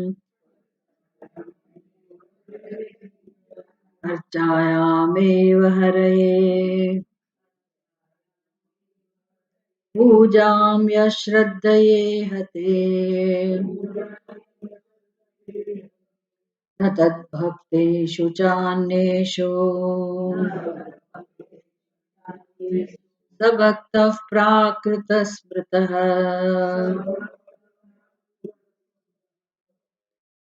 भक्ता, मध्यम भक्ता और प्राकृत भक्ता, उसका ही अभी निरूपण चलेगा, विवरण। अर्चायाम एव हरये पूजां यः श्रद्धया इहते, न तद्भक्तेषु च न अन्येषु स भक्तः प्राकृतः स्मृतः। ये उपदेश, ये ज्ञान बहुत जरूरी है समझने के लिए। हमें पता चले कि हमें किस प्रकार का भक्त बनना है, कैसे भक्त बनना चाहिए। सह भक्तः प्राकृतः स्मृतः, उसको प्राकृत भक्त कहते हैं। प्राकृतः मतलब जंगली। गुजराती में कहो प्रकृति से उत्पन्न हुआ प्राकृत, मतलब जिसमें कोई संस्कार ज्यादा नहीं है, सामान्य कक्षा का भक्त, ऐसा कह सकते, सामान्य भक्त। का क्या ट्रांसलेशन किया है? साधारण भक्त। साधारण भक्त, प्राकृतः मतलब साधारण भक्त। तो हम कहाँ हैं और हमें कहाँ पहुंचना चाहिए, ये सब सीखना है। कौन सा साधारण भक्त है? यह श्रद्धया इहते। हाँ?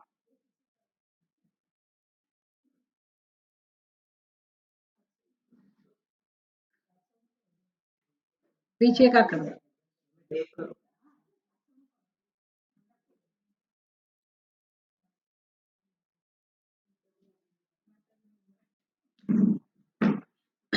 I'm okay. This person is his problem. The Shraddha.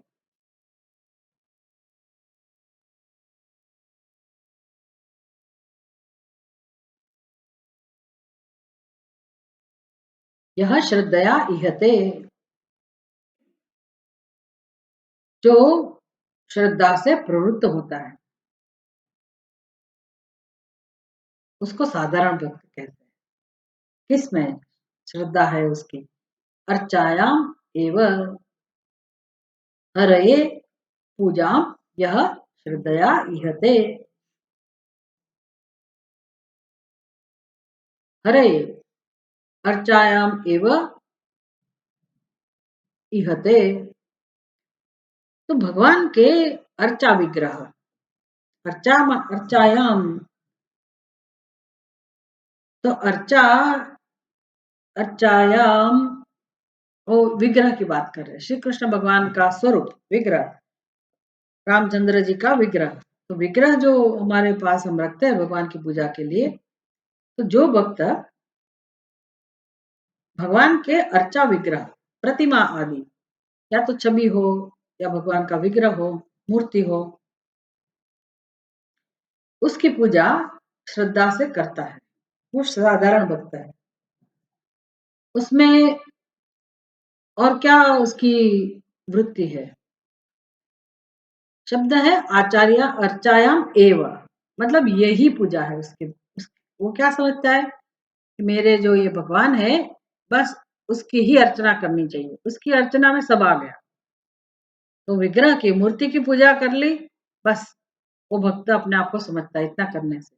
एवं शब्द से ये समझना है कि वो विग्रह में ही भगवान की सत्ता समझते हैं, भगवान का अस्तित्व मानता है, उसको ही भगवान मानता है।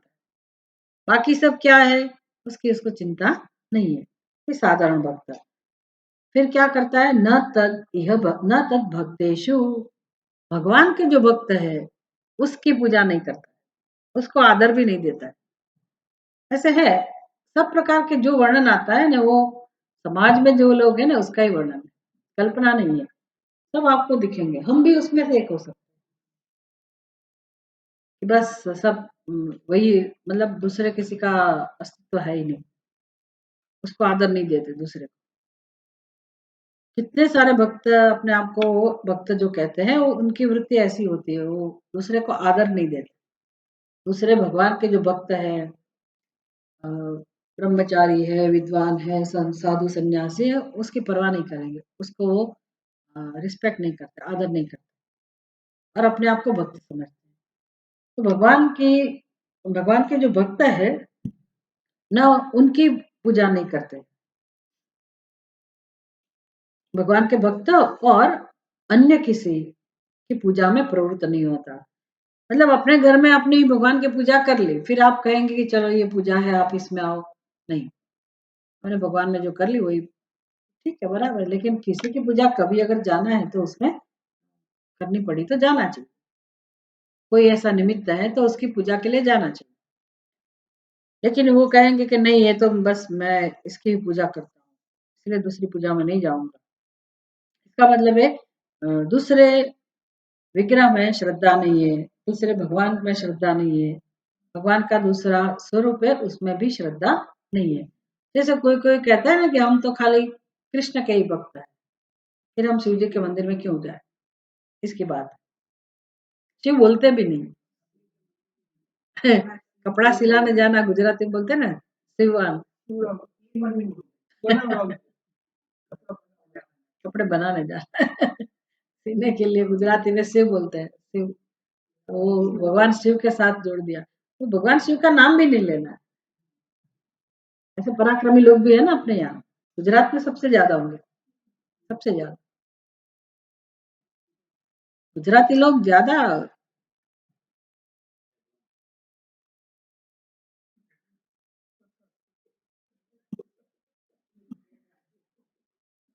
क्या शब्द है उसके लिए?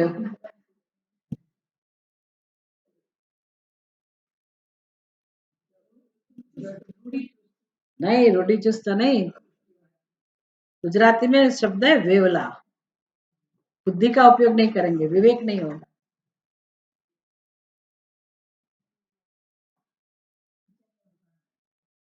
दूसरों की अवगणना, लेकिन अपने अंदर भी विवेक नहीं करेंगे वो।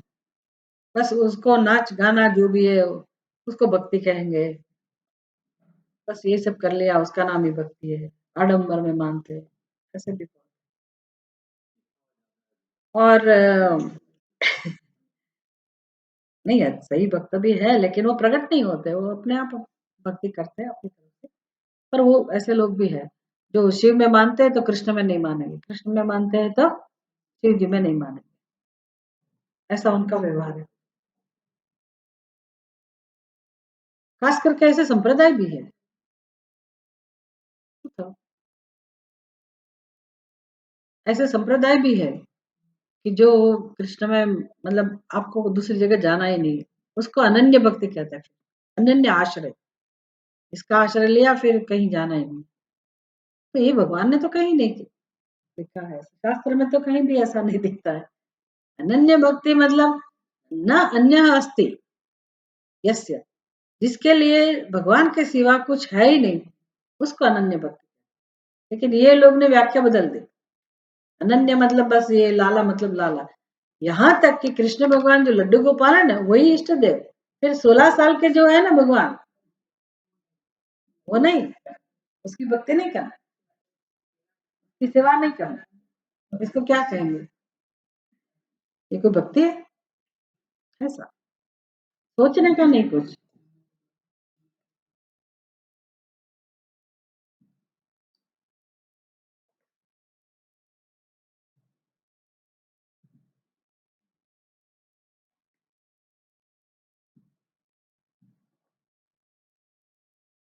ये सब एजुकेशन बोलते हैं, ये भागवत में सब हमको शिक्षा मिलता है। शिक्षा भी देखो, वैष्णव लोग में भागवत कथाएं होती है तो ऐसा सिखाते होंगे, नहीं तो ये नहीं चलेगा। सब में विवेक आएगा ना फिर, अगर ऐसा सिखा है, ये भागवत ही है लेकिन नहीं सिखा, तो चलता रहता है बस। नहीं, ये एजुकेशन के भक्ति क्या है, स्टोरी तो ठीक है लेकिन साथ साथ में आप भक्ति भी सिखानी चाहिए ना कि भक्ति क्या है, इसके बारे में भी जब ग्रंथ में है ही ऐसे संवाद, तो उसका भी उपदेश होना चाहिए। ये नहीं होता, मतलब आपको क्या पसंद आएगा वही मैं बोलूंगी, तो वो उपदेश नहीं है। आपको तो बिल्कुल पसंद नहीं आएगा सच्ची बात, तो क्या मैं क्या करूँ? उपदेश नहीं देना है, तो कड़वी बात तो कहनी पड़ेगी ना, अच्छा नहीं लगे तो भी कोई ना कोई दिन तो आप सीखोगे ना। तो सत्य वही सीखना चाहिए, वही सिखाना चाहिए। मैंने नहीं सुना कभी ऐसा कि ऐसा सिखाते।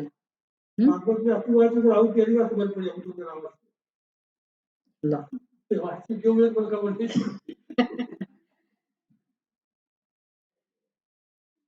वो दशम स्कंद को आप भागवत बोलते हैं इसलिए, दशम स्कंद है उसमें मात्र लीलाएं है, तो वो जो भक्त लोग हैं अपनी मर्जी से उसका वर्णन करते रहते हैं, सब अपना जो भी स्थिति है उस हिसाब से, तो प्रेम लीलाओं का वर्णन चलता रहता है। और इसमें जो भी फिर वक्ता को जो भी समझ में आए कहते होंगे, तत्व ज्ञान की बात उसमें नहीं आती। ये तो व्यवहार की है, तत्व ज्ञान भी नहीं, मतलब अपना व्यवहार कैसे होना चाहिए, भक्ति किस प्रकार की होनी चाहिए, कितना उत्तम प्रकार से ये संवाद के द्वारा हमको सिखाया जा रहा है। किसको?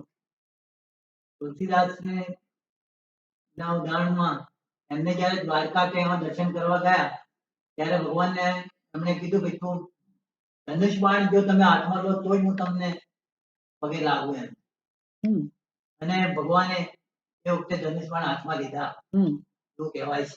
હમ એટલે આવા તુલસીદાસની દ્રઢ ભક્તિ आपने गलत समझा है तुलसीदास जी को अपने विग्रह में अपने मतलब जिसमें श्रद्धा थी रामचंद्र जी में, रामचंद्र जी को ही भगवान समझते, ठीक है। उनको पता नहीं था कि भगवान कृष्ण क्या है, या तो भगवान कृष्ण भी भगवान का ही स्वरूप है, वो उसको पता नहीं था। तो वो एक उसमें बैठे थे लेके श्रद्धा उनकी, पर वो पवित्र हृदय के थे और उनकी मति जो भी थी समझ थी, तो भगवान ने उसकी समझ बदली। उसका उसकी जिद थी कि मैं तो रामचंद्र जी का ही दर्शन करूंगा, तो आपको तो मैं भगवान तभी मानूंगा कि अगर आप धनुष बाण उठाएंगे। तो क्यों भगवान ने उनकी प्रार्थना सुनी? भगवान भी सिखाना चाहते थे ना कि मैं कृष्ण के रूप में हूं, लेकिन मैं वही हूं जिसको आप देखते राम के रूप में, वही मैं हूं। तो भगवान को क्या तकलीफ है धनुष बाण उठाने में? तो भगवान ने समझाया कि देखो मैं कृष्ण के रूप में भले हूं, लेकिन वही हूं मैं। उस उधर मैंने धनुष बाण उठाया, उधर मैंने बांसुरी उठाई। तो समझ पाएंगे ना वो तुलसीदास? नहीं समझेंगे। जो सही हृदय के हैं, सच्चे हृदय के भक्त है, वो समझ लेंगे। थोड़ी सी कमी रह जाती है तो भगवान वो पूरी कर देते, गलत समझ को दूर कर देते। तो दृढ़ भक्ति नहीं है, भक्ति है उसकी,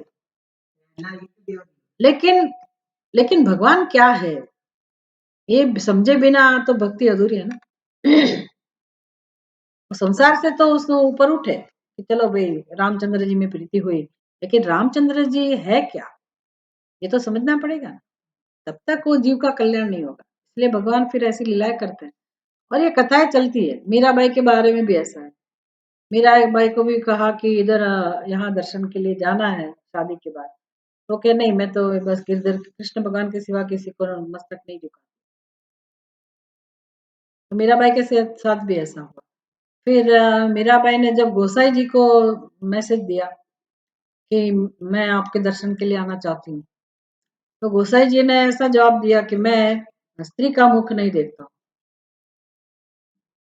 मीराबाई ने क्या जवाब दिया कि मैं तो पहली बार ऐसा सुन रही हूँ, पुरुष तो एक ही है कृष्ण भगवान। बात खत्म। तो उसको कान पकड़ना पड़ा गोसाई जी को। मेरी बुद्धि में स्त्री पुरुष है, लेकिन मीराबाई की बात तो सही है, पुरुष तो भगवान एक ही, बाकी सब गोपियां है ना, सब जीव गोपी है, स्त्री है।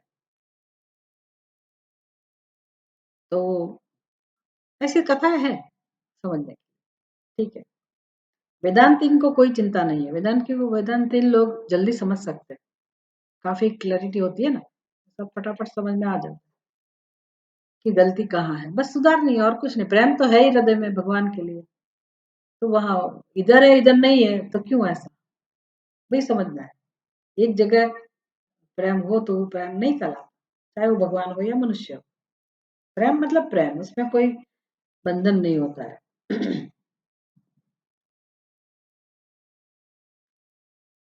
तो ये साधारण भक्त है जो भगवान के अर्चा विग्रह में मतलब प्रतिमा आदि की पूजा में ही श्रद्धा से प्रवृत्त होता है।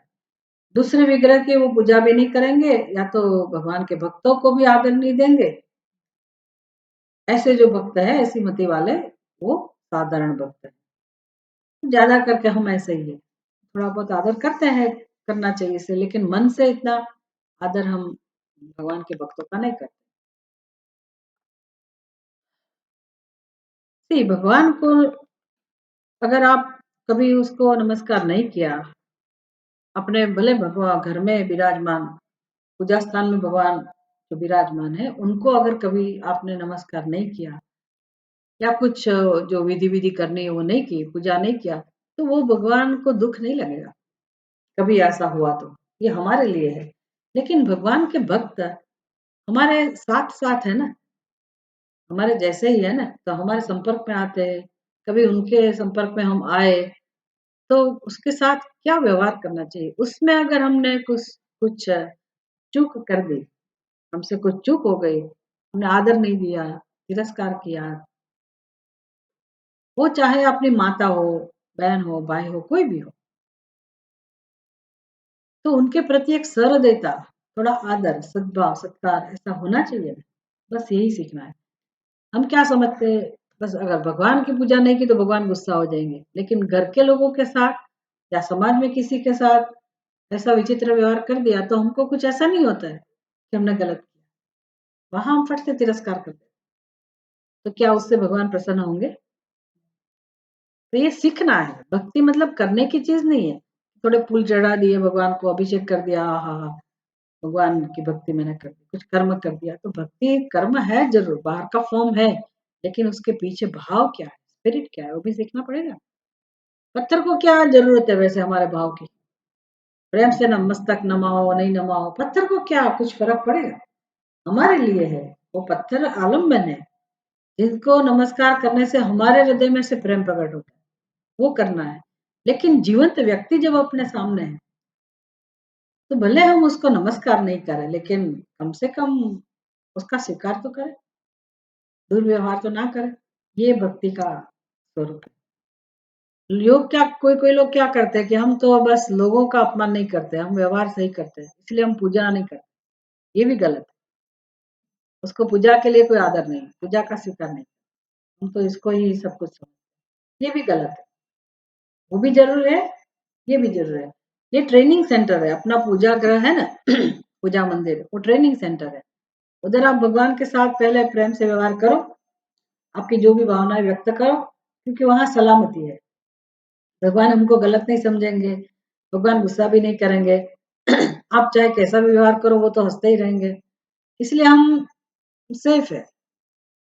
हमने अच्छे से व्यवहार कर दिया, लेकिन वही भगवान जगत के रूप में है, लोगों के रूप में है, और हमारे साथ व्यवहार जब करना होता है तो फिर पता चलता है कि हमारा गुस्सा वो सहन करेंगे कि नहीं, हमारा बोलना, हमारे मन में कोई ऐसा भाव नहीं है, फिर भी रिएक्शन आता है ना जबरदस्त, गलत फहमी की वजह से। तो ये सब हमें व्यवहार में काफी कुछ का सामना करना पड़ता है ना।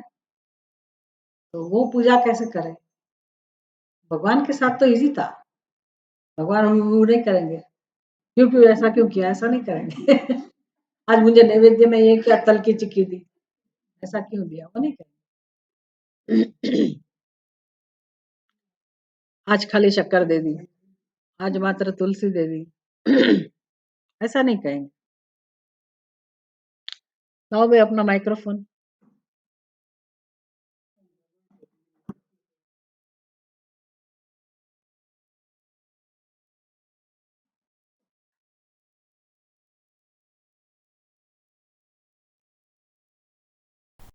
Emergency light.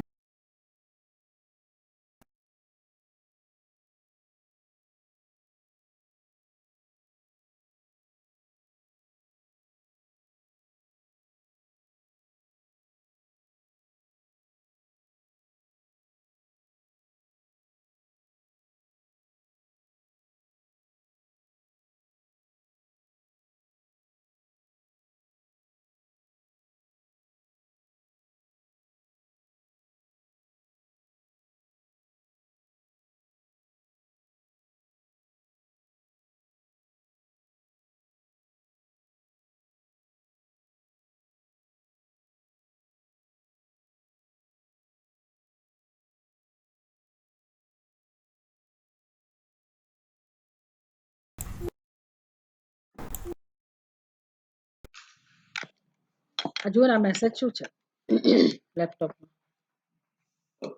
મેસેજ આવ્યો છે કંઈક જુઓ ને, વાંચો ને. હરિઓમ. હરિઓમ, આપણે ક્લાસ પૂરો કરીએ છીએ, લાઈટ જતી રહી છે. હરિઓમ.